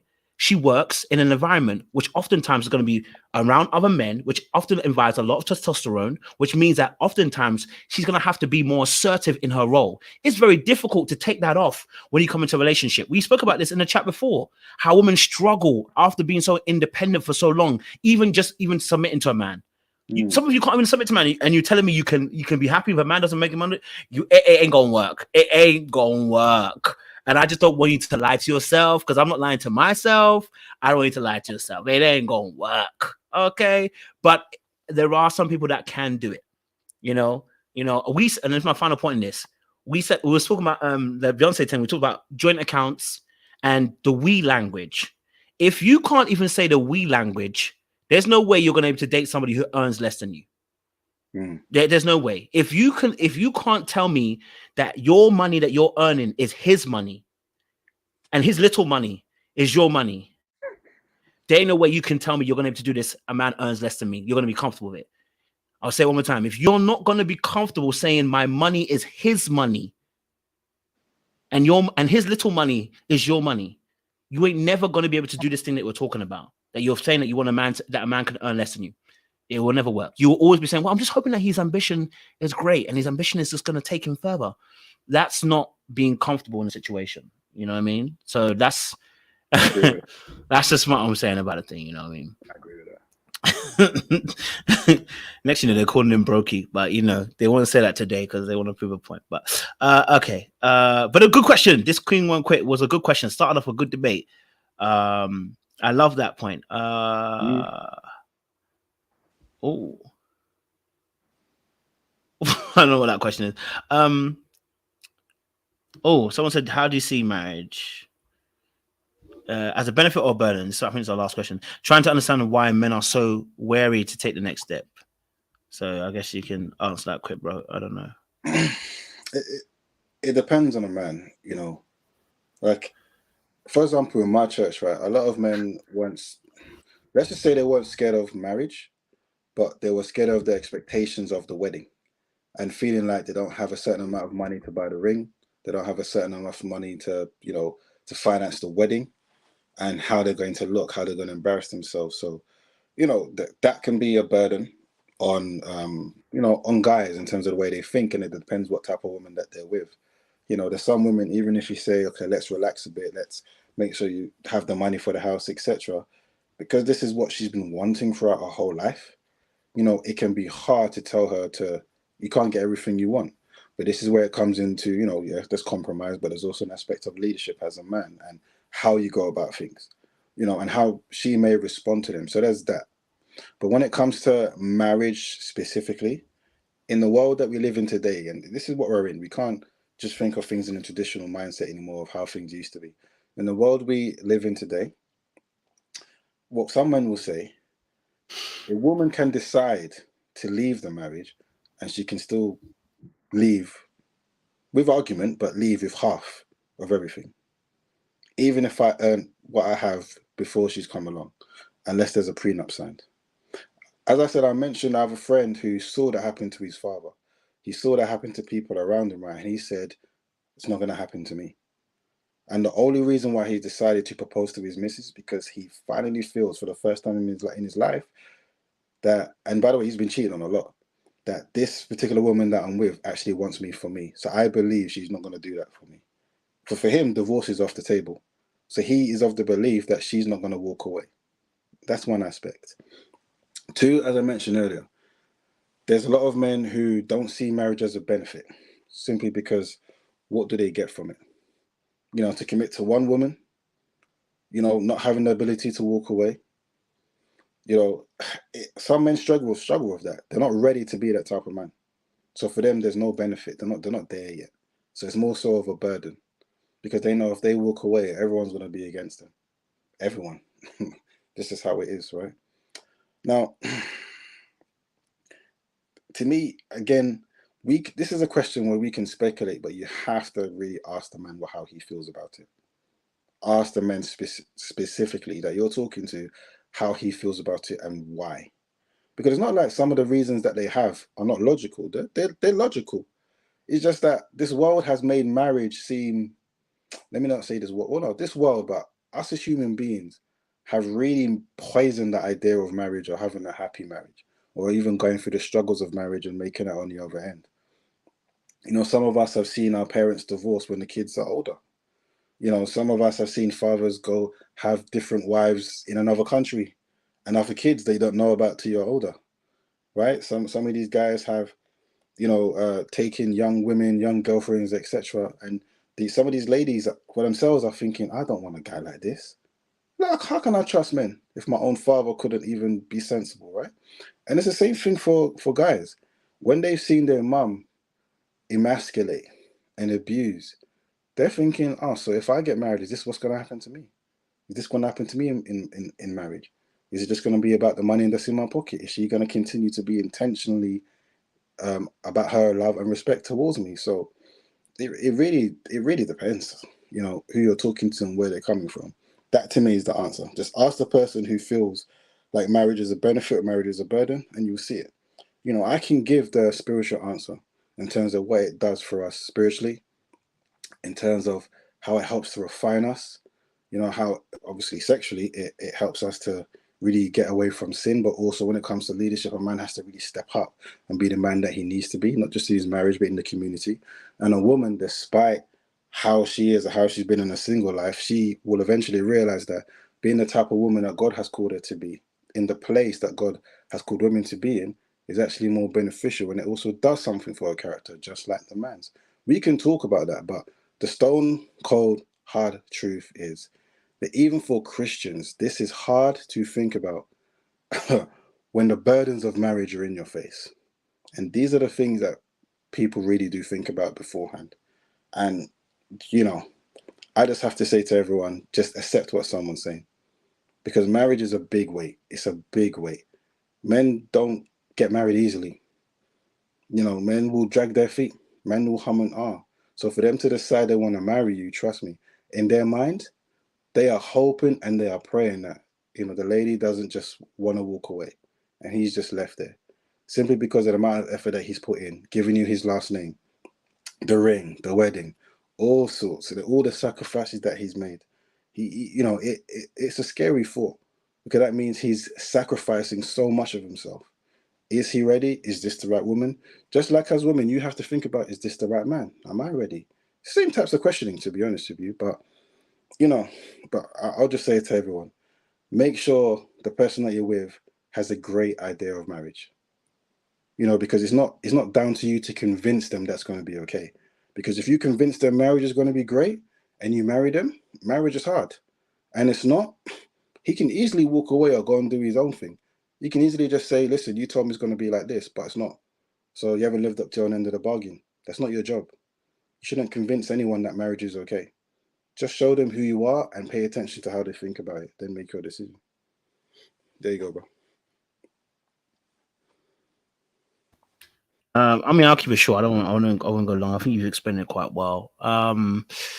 We spoke about this yesterday, actually, similarly enough, about the burden and the benefit of marriage. Listen, you know what? I'll be honest with you. The world doesn't see. I'm starting to realize how much Christ's idea of marriage is now separating us from the world. Okay, and we're seeing it more and more in this day and age. Beforehand, we wouldn't have seen a difference, because many people are getting married because legally the tax breaks, some of the child's benefits you'd be getting, some of the, the ideology of the society at the time, divorce wasn't permitted as such. But I think now we're starting to see how the difference between the world and Christ and his idea of what marriage is reason and purpose for it. Because right now to the world, it's starting to look like, what is the point of marriage? Yeah. You know what I mean? What is the point? Amongst average, I'm talking about the average male, because the people who earn good money, they are marrying because they know that there's someone at home they can come back to. They know how hard it's out there, but I'm sure they will do their stuff. But I think marriage in itself is a godly thing. It's to see the purpose of God bringing union, one, to reflect what He has done for His people, His chosen people, but two, also as well to reflect that, look, this person is this person is a mirror of you. They are someone who is going to show you just how much you need me, because when you marry somebody, I mean, we talk about relationships, how hard it is, but when you marry, I hear the stories, it is even more difficult, but it shows you when times get tough, what do we do? You know what I mean? Do I ditch you? Do I forget you? Do I release you of my duty in those moments? And this is all to do, again, a reflection of what Christ has done for His chosen people. Okay, so again, marriage has a purpose that God has called for it. And the very first one we see is that the Lamb and His bride. We see that main one there, how the Lamb has washed the bride with His word, and how the lamb marrying us means that we can't get away. There's nothing you can do. If Christ got you in His hands, you can do everything you want to do, but you ain't getting away. Now, I ain't the lamb, okay? I am just a man, okay, with the Spirit in me, but I'm just a man nonetheless. And so there's not everything you can do that I won't be able to not that I'll be able to accept. But the reality is about marriage in this common day and age is a lot of men are afraid of, one, not knowing how to navigate this thing accurately. And I'll tell you why. And I'll say this from a perspective, you can no longer coast. This is the reason why one of the fears for men is increased. You cannot coast in a marriage. Yeah, beforehand you could coast, you could hold that woman in place.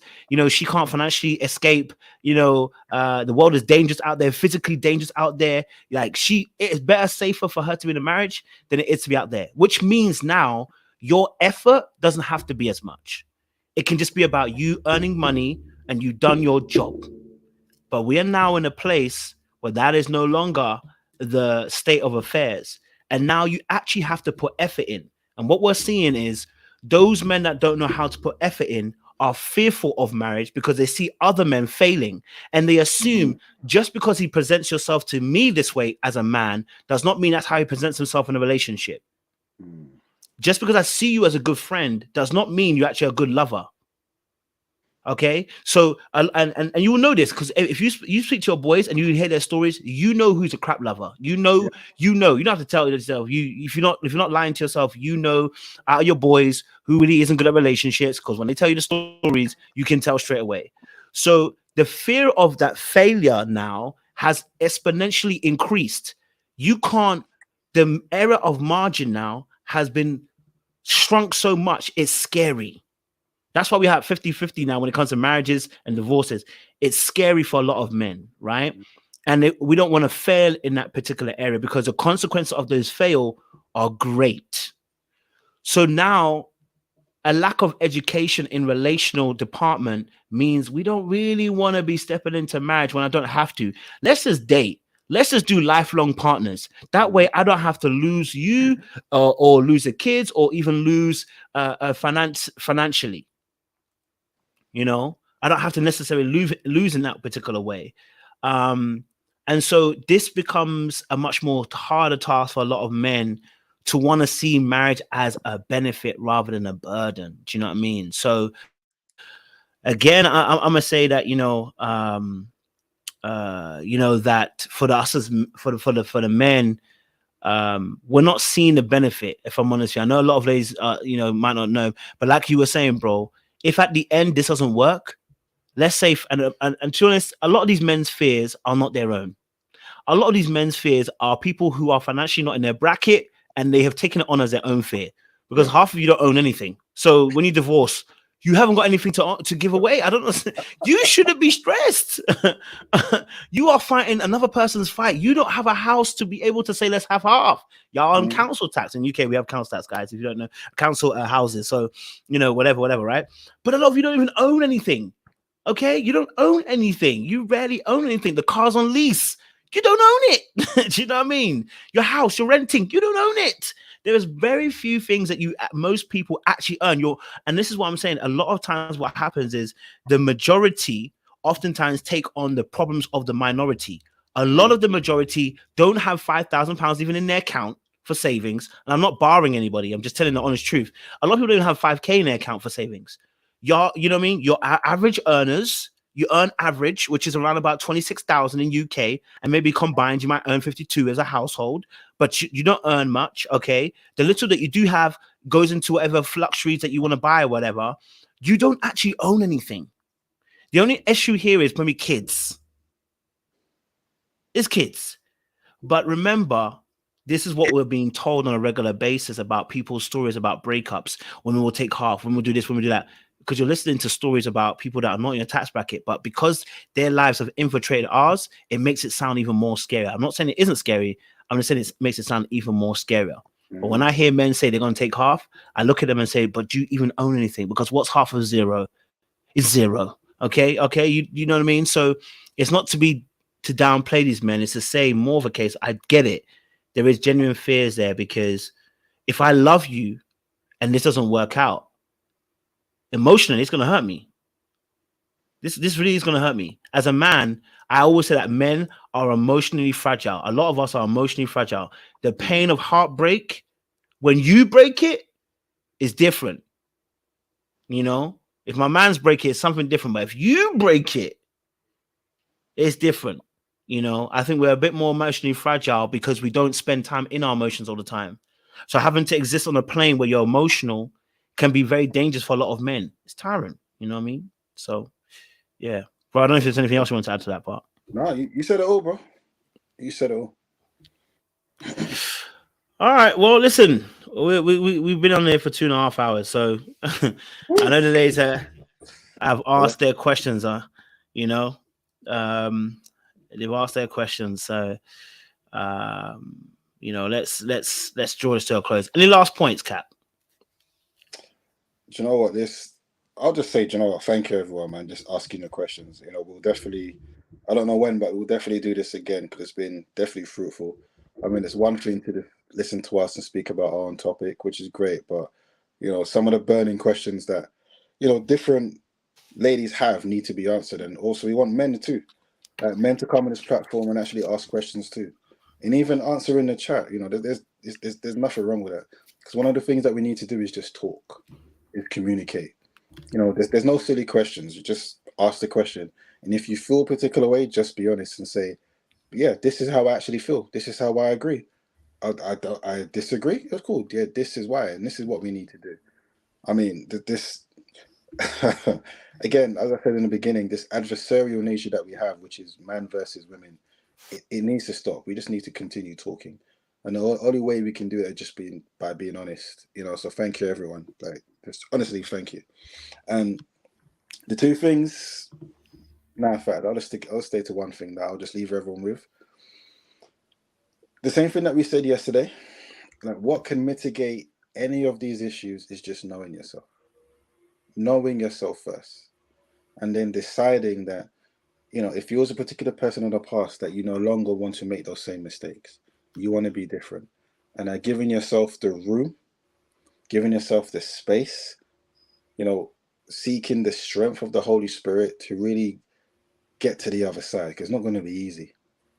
But believe that it's going to be better on the other side. You don't have to settle for mediocrity, right? I'm not even talking about relationships here. I'm just about in general in life. You don't have to settle for anything poisonous. You don't have to settle for depression. You know, there's always a way out. We just need to stop making the decisions that keep us in that same place. And yeah, that's my food for thought to everyone here. Yeah, appreciate Cap. Listen, audience, thank you so much as well for participating and being respectful and giving us a pushback as well. It's always good to get a bit of pushback, and it's funny as well because, like I said, we do learn and we do listen. You know what I mean as well. So I appreciate the pushback that you guys were giving in the chat. I was laughing a little bit as well myself. You know, we have our own personal jokes amongst each other as well as a family and a community here. So if you are new here, if you didn't understand some of the little jokes, you will get it eventually, you know, as time goes past. The Beyonce one still kills me, but yeah, we'll definitely have our we'll definitely have more jokes if you stick in here long enough. We like to banter and we like to fight each other as well in the chat sometime, and you know, we like to try and debate a little bit as well. Never a problem because everyone keeps it respectful, and so I really do appreciate that as well. But listen, we'll be back here. I'm going to be back here in about 10 minutes time. I've got to do Love is Blind. So I'm going to do Love is Blind episode 3 in about 10 minutes. It's cooking this episode. I can't lie to you. Now, bro, you need to get on this thing. You need to get on it. Talking about it yesterday with my missus. So yeah, I probably watched this. I watched. Love is Blind. Yeah, I watched the first season that ever came out and I liked it, but I just never caught up. So, bro, get on season 4, brother. It's a new bunch of people, so you're good. Get on episode 4, brother. All the episodes got released in one go, so you got up to Friday to get the next one. Yeah, so 5 episodes. You got catch up, bro. Catch up. Okay, catch up. Yeah, because we gonna need you. They're telling me to catch up now. Look, you know what I mean. So, listen, guys. Honestly, ladies as well, thank you so much for coming through. Gentlemen in the chat as well. I know there's a couple of gentlemen in the chat as well. We really do appreciate your contributions here. You are safe in the space where your voice is needed here and it will be heard. So we appreciate you for coming through, but love these kind of chats as well. So we'll see you again in about 10 minutes time, and then we'll see you tomorrow for Married at First Sight live. And also if you watch Put a Ring on It, myself and Crystal will be doing episode 2 breakdown for Put a Ring on It as well. So look forward to seeing you guys soon. All right, much love. Yes, El Cid, 10 minutes time for you, El Cid. 10 minutes time. Okay, guys, give me 10 minutes. I'm just drawing up your poster. 10 minutes time, guys, and I'll get the live up for you guys. Honestly, it's been amazing. Like, share, subscribe, guys. We'll see you again very soon. You know I can't leave you without leaving you with a yarn. Not on my watch.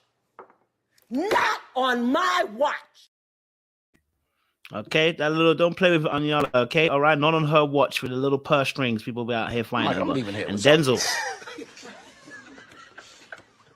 You know what I mean? I'm from around the way. I'm leaving with something. I appreciate you guys. Absolutely. We'll see you again very soon. I'm leaving with something. Indeed.